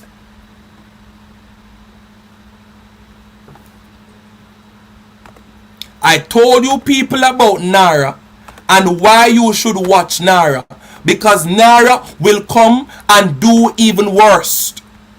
Remember that the legal framework for NaRRA will give little to no room for adverse possession to take effect.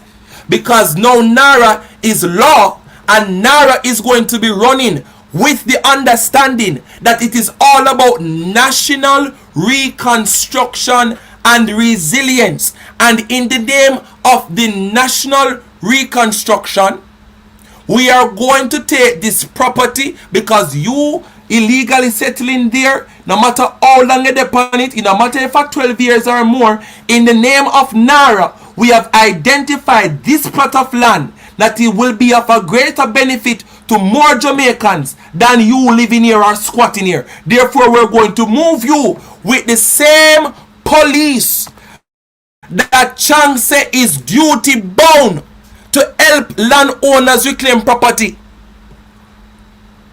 So be very, very, very certain, ladies and gentlemen, that the JCF will be working with NaRRA to go around and claim lands in the name of reconstruction. But there's a new matter developing. Listen to this, ladies and gentlemen. Fisherfolk, business operators, and a member of the political directorate are sounding the alarm this evening over what appears to be another beach access dispute. And as you'll hear in this report, the situation is once again looming in Trelawney, this time at the Jacob Taylor Beach. Jamaican flags fluttering in the breeze and waves kissing fishing boats. It's almost the perfect day in paradise, but it isn't. These men marching militantly towards a notice signals something is troubling them, and they are convinced it's another attempted beach grab. This is craziness that is going on in our country. Our country is for the people. And I've been here and I've seen tourists who came back to this country like 10 times. And I said to the visitor, why did you keep on coming back to Jamaica? And they said to me, it's because of the people. It's because of the people. Our people are the nicest people, but our people have nothing at all. Nothing. And the little that we have, you want to take it away? I was here when the notice came and I'm just as devastated. You know, I can't feel it as much, but, you know, the land, the people, the fishermen, the shops, everything needs to be protected. They say this notice to quit sign is the first such communication they are seeing. They do not know who are the interested parties, but they are sure they need intervention from the highest levels in the country to stop this before it goes any further. Mr. Andrew Ornis, I'm saying to you, please come and talk to us because we are people. We are flesh and blood just like you. The fishermen, small restaurant and shop operators say generations of their families have depended on this beach. Therefore, if any sale is being considered, they must be at the forefront. My mom died 20 years, so my mom used to do business here a long time ago. So me come and take over and I run business same way for the family and everybody, you know. Yeah, and we there, so and for the longest while I'm here, I never see anyone else come in like from the government to help us, right? So I have my place here. You think that we should be the first person to get the first preference to get the property selling, you see me? So we don't understand how you go sell the property behind person that was on the property for years. This issue comes hot on the heels of another land dispute just a few minutes away in Cooper's Pen. And PNP constituency chairman for Northern Trelawney, Dennis Meadows, is convinced this is no coincidence. This is not unrelated to what happened down the road from here at Cooper's Pen. In my view, this is another exercise of private interest acquiring prime property. I wanted to publish my book as an extension of my work. It was like Jacob Taylor Beach. Many of you have been here in excess of 50 years. You have made your lives there. You have cleared the land. This was, as somebody said earlier, was woodland. And you all, by your own sweat and blood, you came here and you cleared the land, which now make it attractive for private interests. And we're saying we're not working with that. And furthermore, if you look at the notices, it is not dated and it's not signed appropriately, which raise the question of the legitimacy of these notices. Something tells me somebody's trying or testing the waters. Is convinced this is no coincidence. Hal Shane Burke, TVJ News. The JCF's Agricultural Protection Branch is probing a serious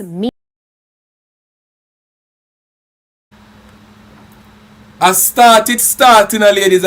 I just feel like NaRRA. Guys, I don't believe that we should be looking at these issues in isolation. It cannot be a coincidence. It cannot be a coincidence. Last week, Tuesday, Cooper spent, and now, over by Jacob, just a few minutes away.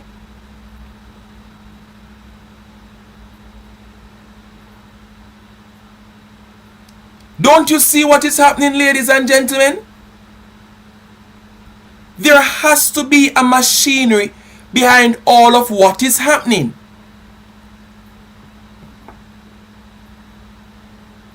There is a machinery behind all of what is happening. An organized machinery is behind of this. And I believe that the well-oiled and funded machinery behind all of this is NaRRA. That is my personal opinion. Not saying that it is true.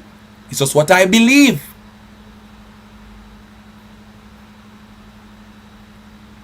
It cannot be that these things are coincidences. So guess what, ladies and gentlemen? More of this will happen. People business are going to get mashed down. And people will go at these places at 3 a.m. all over again and destroy people property. Why? Because the Jamaica Labour Party government, they care more about foreign interests and private interests than the people of Jamaica were born here. People have said the opposition must take to the streets. What about the people who are in the mess? Those who are feeling the brunt of the pressure. Why are we not asking for the people to go out and march? People are asking the opposition to take to the streets. What about the people who for business out for get mashed down? Why you not ask why the people have now move? Hello?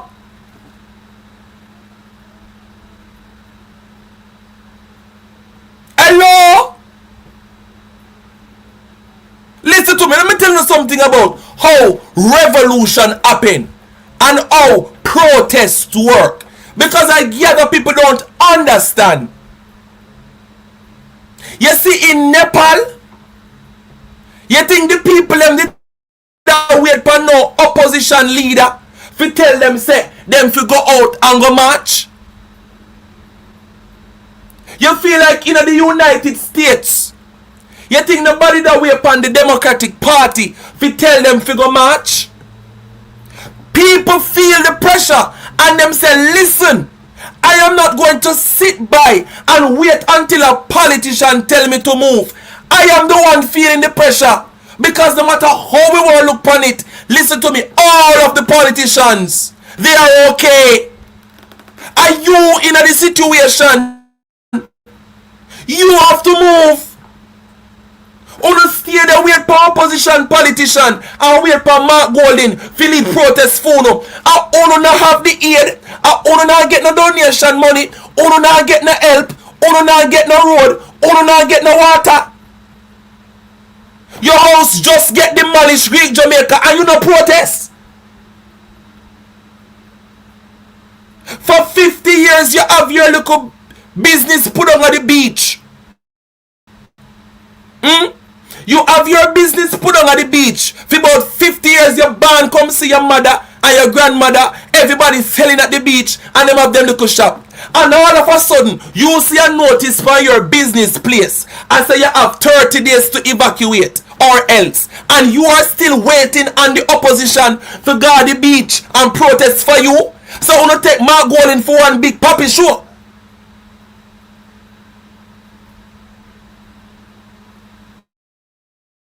So uno take PNP for mascot. We are the clowns. We are the clowns.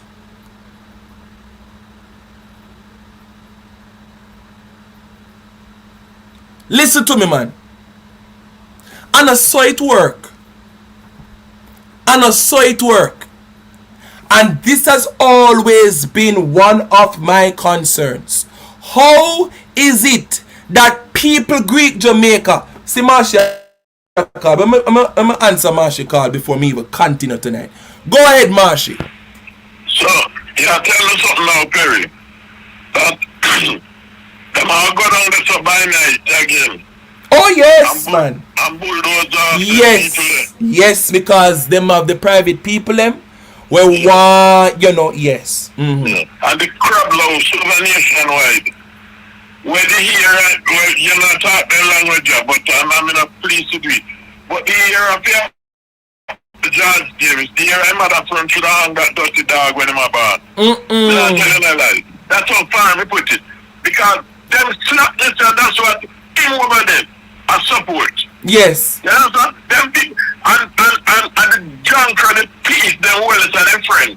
Them like how they send Bobby Man to you in our ministry and they walk around and agency and then take. Them will come up with, when they get them friend, then tell them friend by the land. By the, all of the friend by the land now, them people let it over 50 years ago. Oh, yes. And them are going to tell you that that's why they come and buy the land. They are thieves. Let me tell you something, you know. I'm not advocating violence. But I think the GLP government is advocating violence. Because if you back up a dog, you know, and you have nowhere to go, you know, he probably bite you. You know, they're going to attack you. Well, if you do too damn much now, and you say you are the prime minister and a prime minister on the country, they're going to attack you. They are going to attack you. They say, well, if you are going to run your left Jamaica, you know. And you have enough businessmen supposed to worry tonight, you know. Lord, because they might see their business, let's not say it, because next thing they say Perry Cummings program. But things is going to happen because the government is pushing people. Yes, and the people are tired. People are there, someone, and you know, just get your teeth in, friend. Yeah, your teeth in, friend. Then. That means they're going to say, you know what they're going to say, listen to. At this point, sell all the sea too. Because how it gone out? 12 miles out? 12 miles out is Jamaica? Yes. Yeah? So fishermen soon can't go out. That's a fish anywhere nearby again. It's a good sell to Smarty. This is the same thing they want to do down in Central Kingston. And Rosie never agree with it, you know. In fact, I'm sure it is, but Rosie never agree with it.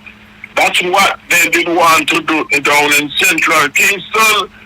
Bulldoze some people off at the place because them have them friends and they want to get every seafront line. Enough is enough. People, get up. Get up.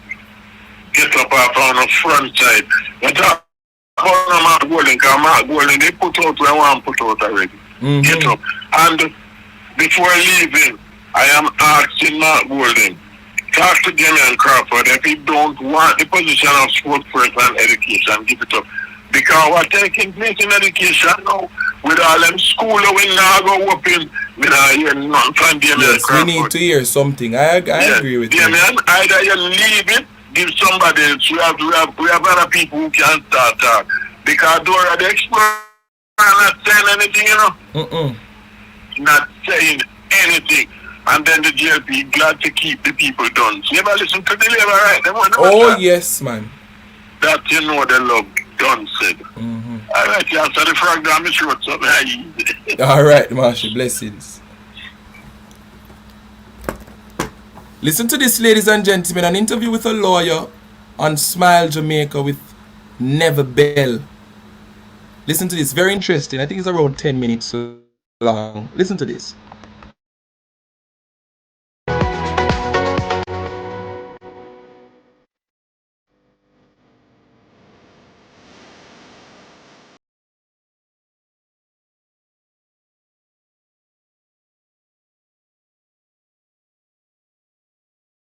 of the Cooper's Trend incident has sparked renewed debate about land ownership, squatting, and the rights of people occupying disputed properties. Calicia Findlay, attorney at law with specialization in land matters, she joins us to explain what the law says about land settlements, adverse possession, and the rights of both landowners and occupants. Good morning. Welcome Good morning, to Smile. Neville. How are you? I'm good, thanks. Thanks for having me. I had this discussion about me many years ago, and I was told that even though I was paying me property tax, somebody could get land. Anyway, what does the law say, about squatting?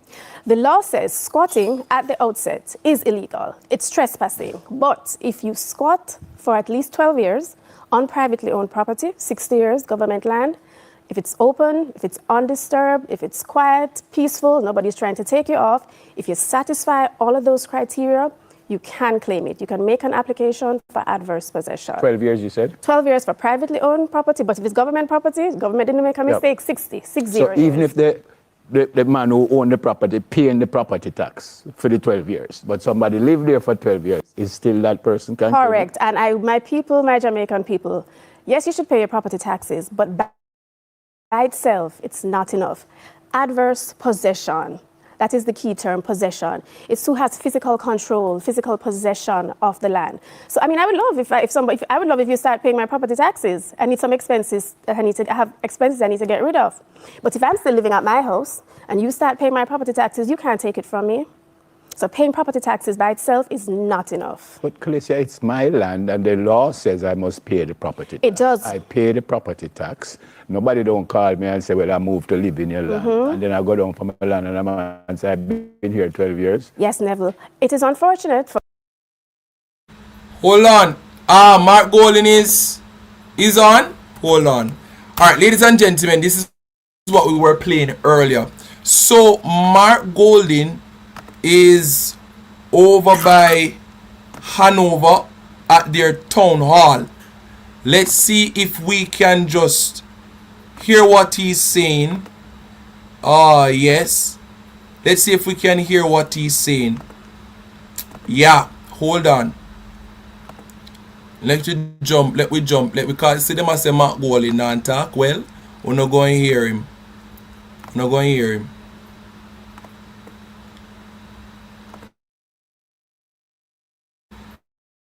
Ladies and gentlemen, Comrade Leader Mark Golden at the Hanover Town Hall. This community, especially the small business master, and does not respond in a comprehensive way to get people back on their feet. And I must tell you, we heard the announcement last December about this massive envelope of international funding, $6.7 billion that would be there to reconstruct Jamaica. But Jamaica needs reconstruction now. It needed it yesterday and the day before. And we're not seeing anything being done to get this thing going. They conceptualized NaRRA. NaRRA was originally supposed to be the response to Hurricane Melissa damage. It has nothing to do with Hurricane Melissa. NaRRA is a way that the government is trying to deal with a situation that they failed to deal with for the 10, 11 years coming up that they've been in power, where they have not been able to create an environment where the economy is growing at any meaningful pace. And they're saying, well, the reason for that is because things take too long. And the bureaucracy is too inflexible. And therefore, NaRRA is going to be a way that Andrew, as Prime Minister, can, if necessary in his mind, circumvent and get around any bureaucratic hurdle and just push everything through. But we are not even going to know, because it's not going to be made public, when those powers are exercised. There's no accountability in the structure of NaRRA. And private investors investing over 15 million US can apply to be put on a list that they can get the benefit of the push through of their projects. That's a recipe for corruption. That's a recipe for corruption. In the meantime, 9-10 months passed since the hurricane. NaRRA is not even functional. The person was chosen by the government and hired to run NaRRA, visiting Peru to go look at what Peru did in response to some flooding back there. But NaRRA is not yet, in effect, doing anything for the people. And the economy is in a terrible condition. And then, what's more, what else is going on makes you feel like Jamaica is not a place where the people really matter. So our situations like what is happening in Cooper's Pen, where some long-standing court order is suddenly enforced. And the police go into the community in the wee hours of the morning, scrape up the man them in the community, carry them and go lock them up in Farmer jail. And then the bulldozers coming with more police, not all the people in the house. And it's only after that process is finished, they release them on them, and they don't charge them anything because they haven't done anything wrong. No, and then of course, the MP says she never know nothing about it. Government claim they don't know. So how is it then they have helicopter in the sky and so much police involved in enforcing a private man's court order?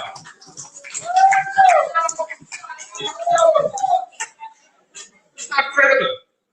Then we have this speech, I think I'm calling Jacob. I don't remember the name of the beach. The beach beside Silver Sands, where people have been occupying, doing business on that beach, structures have been erected, they've been there for many years. And all of a sudden, all these notices to quit are put on their structures. The notices are in the name of the national, the NRCA, Natural Resource Conservation Authority, as owner. That's very strange. Is NRCA really the owner of that property? I don't believe so. I don't know NRCA is no big landowner of valuable land along the beach. So you have the state working in that way, no consultation with the people again. People's livelihoods under threat, their investment under threat. And the state is not there to help them. The state is oppressing them. And we saw it in Clifton, in Bernard Lands. We saw an attempt in No Ida's Vale, at a place in Pleasant Hill. And we've seen it in other parts of the country. And that is why I'm saying we need a proper inquiry into how rights in relation to land are enforced where people have occupied land for long periods of time and have invested in that, are relying on that for their own personal well-being. It can't just be that you just enforce private rights with no regard for the rights of the people who are there. And the role of the state is to balance those things fairly. So these are some of the things that we see going on. And we want to see a better Jamaica. We want to see a Jamaica where access to beaches is dealt with in a way that gives our people a feeling that they are part of the country. It can't be a situation where we continue to allow development in a way that excludes our people from their own access to the beauty of the country. Mistakes have been made along the way. Most political parties have made mistakes along the way. But that is no reason for us now to continue to worsen our situation, which is already bad. Now is the time to fix it.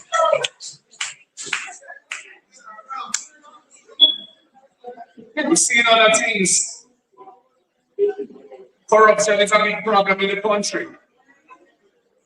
Of a situation where now the Prime Minister's own personal finances can be signed off on as being in order by the anti-corruption agents. We have another situation where a minister in cabinet has been recommending a prosecution for serious offense of corruption is allowed to stay in cabinet and challenge that matter in court. That is not the system that we operate. When there is a cloud over you, to take for yourself until you have indicated your name. And then you can come back at that point. So how can the people in this country have confidence in this government? When there's so many things going on that indicate that they're not governing for the people. The way they deal with Melissa victims. Since I came here this evening, I met a couple of people who've told me their own situation. Serious damage to their homes. Nothing has been done to help them. That can't be right. And then the economy is in contraction mode because people are suffering and people can't get their lives back together. Businesses cannot thrive in an environment where the people who are the customers are suffering so badly. The government their economic policy is failing because their economic policy is not tackling these issues. In fact, it's making them worse. So we're in a spiral, a negative spiral, a downward spiral, and there's no government policy that is seeking to do anything to reverse that spiral.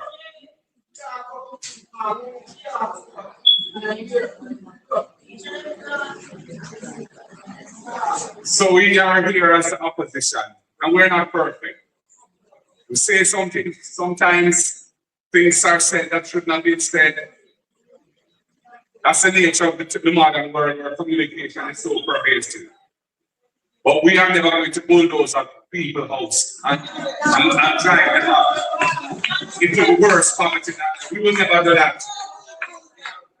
And we are committed to building a society where all of the people in this country, especially those who have historically suffered from the system, are looked after, that their rights are protected, and that they can step up in life and be whatever they want to be and are prepared to work towards. Because the people of Jamaica are who we are about. That's why we are called the People's National Party. People come first, but we're national too.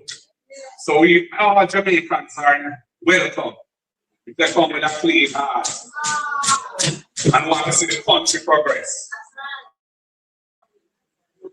So I'm going to pause now because I want us to have some time to hear from you guys, our audience who have come to participate. And you can say what you want to say or ask what you want to ask, and we will try our best to respond. So, Madam Master, sir.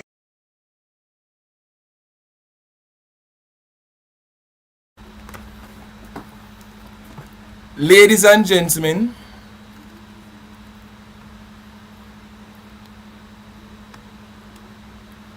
at 3 a.m. in the morning, homes were destroyed. No regard for the children, the innocent lives in all of it. And the Jamaica Labour Party, they encourage that type of behavior. That was Mark Golden, ladies and gentlemen, in Hanover at their town hall. Let's finish this one with the land settlement and the law? For some, but the law also says as a property owner, you have a continuous obligation.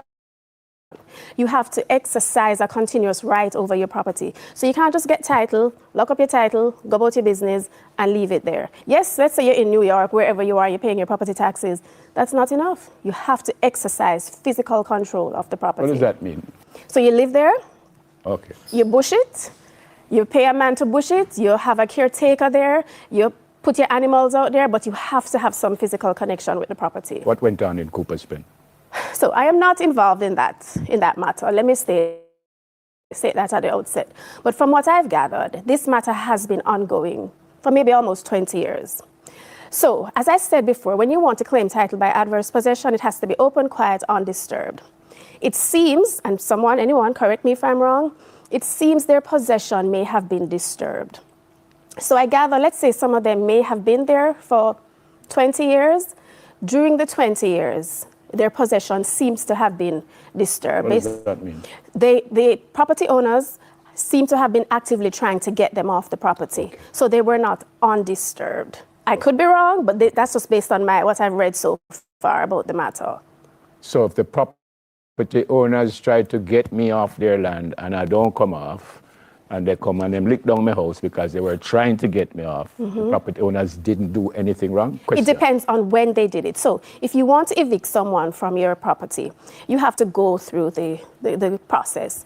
You serve them with a notice, court gives you an order, say, all right, Neville, you have to come off my property within 30 days. If Neville doesn't come off my property within 30 days, I then have to go back to court to make an application for the bailiff to come. So if you do all of that, then it's legal. But let us say you have someone on your property and they're just there, don't go through the due process, you just call in a bailiff to take them off, then that is incorrect. But if you go through the steps, then yes. You said you're not a part of this, and I'm happy you're not a part of this, but as far as you know, those processes went on? Or? It seems so. It seems so. Yes, I've seen some of the filings in court, and so it seems so. So the owner did say, I want my land, I come in from my land, you don't move. The owner come back and say, I want my land, you don't move. The owner come back and say, I'm going to lick down your house if you don't move, and you didn't move, and I lick down the house. Yes, it seems so. I can't speak with sufficient certainty. Yeah. Like I said, I'm not a party. Right. But yes, it seems so. And if that is so, let's say that is so, the owner don't do anything wrong then? If the owner followed the court process. Okay, all right. It is unfortunate, yeah. but... So again, if that is so, does the squatter have any rights left in all of this? They may not. But at the heart of it, you see, Neville, it is sad. It is very sad. If the property owner was correct, they perhaps can sue, their buildings were demolished, but I don't know if they may be able to be successful, because if there's a valid court order, if the court said yes, the structures can be demolished, then they may not have much recourse. All right, so if the court said yes, I own the land, and the court said yes, I can go to Kyle place and lick it down. Would Kyle have known that? He should have known, because when you are applying for the bailiff, you would get sufficient notice. So if Kyle didn't know that, it would still be illegal. If he did not know that? If the court never said, well, the gentleman said, come off my land 3-4 times, no, you're not coming off, so we are going to come and knock it over. If he didn't know that, the person who's living there... See, that's a tricky question, because if he were served, he could say, well, I didn't see the notice, but if I can prove that I put up the notice on his door, whether he saw it or not, it would still be legal. Okay. Would it be because a number of people lived on the land? Yes. Would it be that everybody get the notice, or you just go to one person and say, well, Mr. Bill, come off my land? I'm down on my luck, she's turning a page. I'm falling in love, she's running away. It would be, the best course of action would be for everyone to get the notice. Would be. So you're saying if the owner did what he was supposed to do, he never did nothing wrong.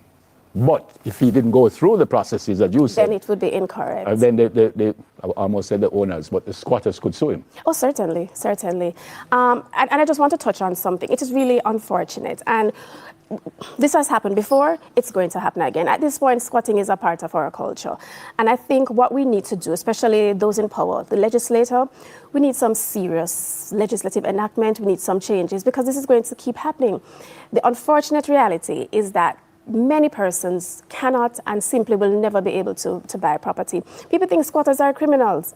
The vast majority of them are just honest, hardworking people. Let me go back to Kai. You hear what the lawyer just said, the attorney? Let me pull up what she just said a while ago. You hear what she said? Labor rights don't see it that way. In the labor rights book, once you are a squatter, you're a criminal. You're a terrible person. You're a threat to society. But I like what she said. We need to review some things because not everybody that is illegally settling are terrible persons. Listen to what she said. Legislator, we need some serious legislative enactment. We need some changes because this is going to keep happening. The unfortunate reality is that many persons cannot and simply will never be able to buy property. People think squatters are criminals. The vast majority of them are just honest, hardworking people. Let me go back to Kyle's house though. So I'm his uncle. And I wrote a little letter to him and said, Kyle, I'm going foreign. I leave this land for you. That's all I do. Yes. I just write a little letter. Yes. No lawyer, no stamp it, or I don't go no government. I write a letter. He can prove, say, no man, see my uncle, I can prove that is my uncle one and he gave it to me. What kind of powers him have? So he has his letter. If a squatter goes there and has been there for 12 years and Kyle now comes with his letter, Kyle out of luck. What trumps it is possession. And it happens all the time. Hold on, man, stop again. What do you mean in out of luck? It's my family, it's my land, and I gave it to him. He did not exercise his right within the time. The law says if someone occupies your property for at least 12 years, they have extinguished your right to the I'm property. going the other way around. I'm going the other way around. If he's living there for the 12 years. If he's living there, fine, no problem. And he just has the letter, and then somebody come and say, this letter don't prove nothing. If the letter really doesn't prove anything, but if he's living there for 12 years, fine, no problem. He can then take the formal steps to apply for title. If he's living there, no problem. But if all he has is the letter, he's never taken up possession, then Kyle in trouble. And knowing Kyle, I'm probably going to be in trouble. Kyle, you need to hurry up and Kyle in problem. What advice, if any, you would give to these people who my heart goes out to them. I think I saw a story with a lady with a 3-day-old baby. You know, it is hard. Everybody wants to lay their head somewhere at night safe. You want your family to be comfortable. And I'm not, by no means, I am not condoning squatting. But if you need to take up possession of a property, please don't build anything too permanent, too expensive. You run the risk of losing your money. And please seek independent legal advice. Yep. Isn't it unfair, though, to the owner who said, I go to these people every day for 40 years and say, come off the land, and they didn't come off. I demolished the place and everybody want to kill the owner. But you know, it's his land. Him say, come off, you didn't come off. It's not unfair that he's getting all of the licks. It may be, and I hope I won't get in trouble for saying this, but in law, fair is just another F word. You know, what is fair to me may not be fair to you, you know? That's interesting. Yeah, because at the end of the day, we have these poor people who are suffering. They're literally out on the street. But basically, they don't have a leg to stand on. It doesn't seem so. I hope so, you know. My heart goes out to them. Interesting. Well explained, by the way. Thank you so very much for explaining.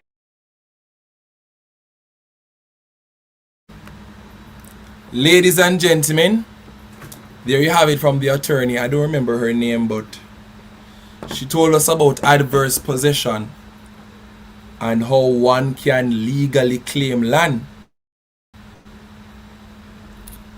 And she gave her advice. And for the labor rights, we're asking if it is fair to the ones who legally own the land. Well, you hear in legal terms it is said, fair is just another F word. The truth is, ladies and gentlemen, this entire situation was rather unfortunate. But for me, what makes it even more concerning is how the government has responded to it, how some of the Jamaicans have responded to this, particularly the JLP supporters. Remember, ladies and gentlemen, the Minister of National Security said that the police is duty bound to help landowners reclaim property. In other words, the state, the government that said that they didn't know anything about this, the state is duty bound to help landowners reclaim property. Right here and then we see the stance of the Anjoles administration, you know. Yes, man. It's just a matter of time before NaRRA, if they have not already started, for NaRRA to start its own raid. It's just a matter of time. Ladies and gentlemen, I'll see you tomorrow at 3 p.m. and at 6 p.m. Thank you for being a good audience tonight. Wishing the People's National Party all the best over there in Hanover at the town hall as they continue to advocate, as they give the people in Hanover a platform to voice their concerns. And let me say this as I go, comrades, let us support the People's National Party. I've seen the JLP do absolutely nothing and their supporters still shout 1 p.m. All when 1 p.m. turning at 3 a.m. They still rally behind their corrupt politicians. Remember, you know, there's nobody over Mr. Golding said that is under investigation for illicit enrichment, you know. Our politicians are working. All when the labor right, when them Gabby, when they pass sleek Jamaica, I won't even give her the time of day because I know for a fact that she is an avid supporter of the Jamaica Labour Party. I was on Chuck Finley's JLP platform over TikTok, a take on labor rights and a debate as usual. And I remembered when them say, Perry in Christ, hold on a bit, we're going to bring up Gabby so that she can tell us when she will be on Sleep Jamaica. And Chuck Finley said, the labor right blogger over TikTok say, Gabby, when me call in, just make them know so me if go at the front of the queue. And all the labor rights were congratulating Gabby when Gabby announced that she was going to be on Sleek Jamaica. So I know for a fact that Gabby was sent by the Jamaica Labour Party to go on Sleek Jamaica to spread propaganda and to demonize the PNP. That's why she went out there to attack Isaac Buchanan. But Isaac is going to mad some of you. Isaac is going to mad some of you. Remember, it's the same Isaac Buchanan when he get the beds and put in a Port Antonio hospital. Allow me to tell you, ladies and gentlemen, we don't see what the TikTok money I do. Make Isaac Buchanan go over TikTok and play the match them and win, get the lion and the bear. Because when him get the lion and the bear, he can put little together and do some serious work in his constituency. While Gabby is there questioning what Isaac Buchanan is doing in East Portland. I would want her to tell me what the JLP MPs are doing in their constituencies, because I can't tell you when last I see a JLP member of parliament come out and holler on behalf of their people. What Tara Longa do? What Carinthia Morris now what she want name a do? What Cuthbert Flynn them a do? What are they doing in their constituencies? I don't hear anybody in Eastern Portland complain. Back to school treat a keep football competition for the young people them a keep. Yes, Greek Jamaica, you never hear Conrad O'Brien. Them cut Conrad O'Brien time. from 4 days a week, to 2 days a week, and then bring on the JLP operative when named Gabby over there. Pour your hair her. I try size up. I try size up with Isaac Buchanan. Listen to me, man.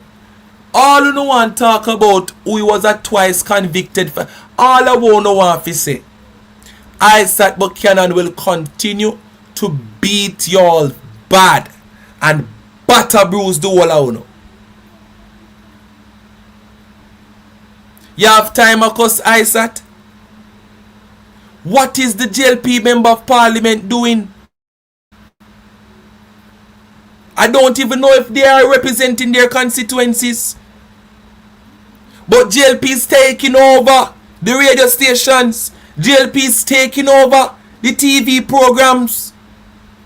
JLP operatives are infiltrating radio land, TV land.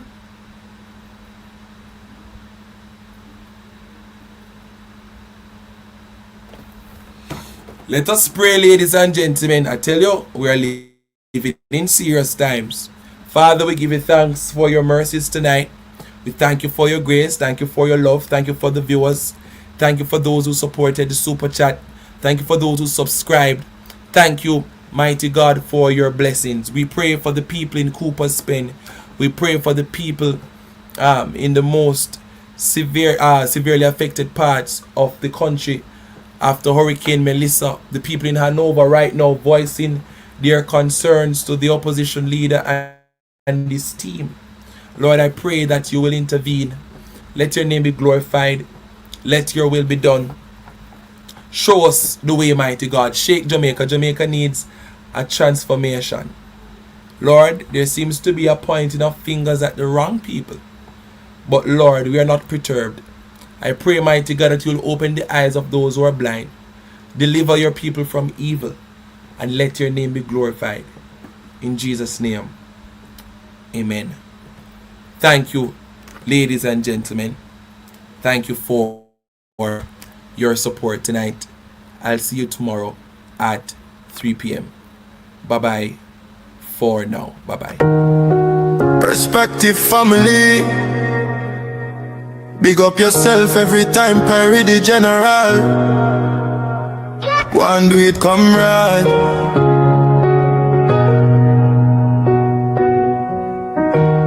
The word is love.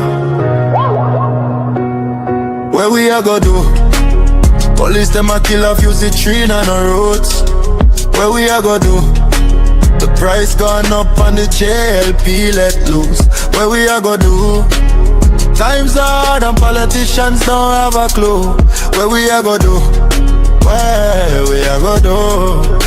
Aye, time for trust and keep the faith to help us win this race. Poor people now no food, all them see a empty plate. And the rich them getting richer, them fi burn up in the lake. Promises they make, but enough of them are fake. But black love divide, put politics aside. A time for we unite, a time for do the right. We have to start by speaking truth and not the lie. Perry set the trend, we have to unite. Pressure it a boil, farmers them a toil. And all our work them no see nothing at all. We can't segregate, we can't separate. Put aside the war, time for love not hate. Pressure it a boil, farmers them a toil. And all our work them no see nothing at all. We can't segregate, we can't separate. Put aside the war, time for love not hate.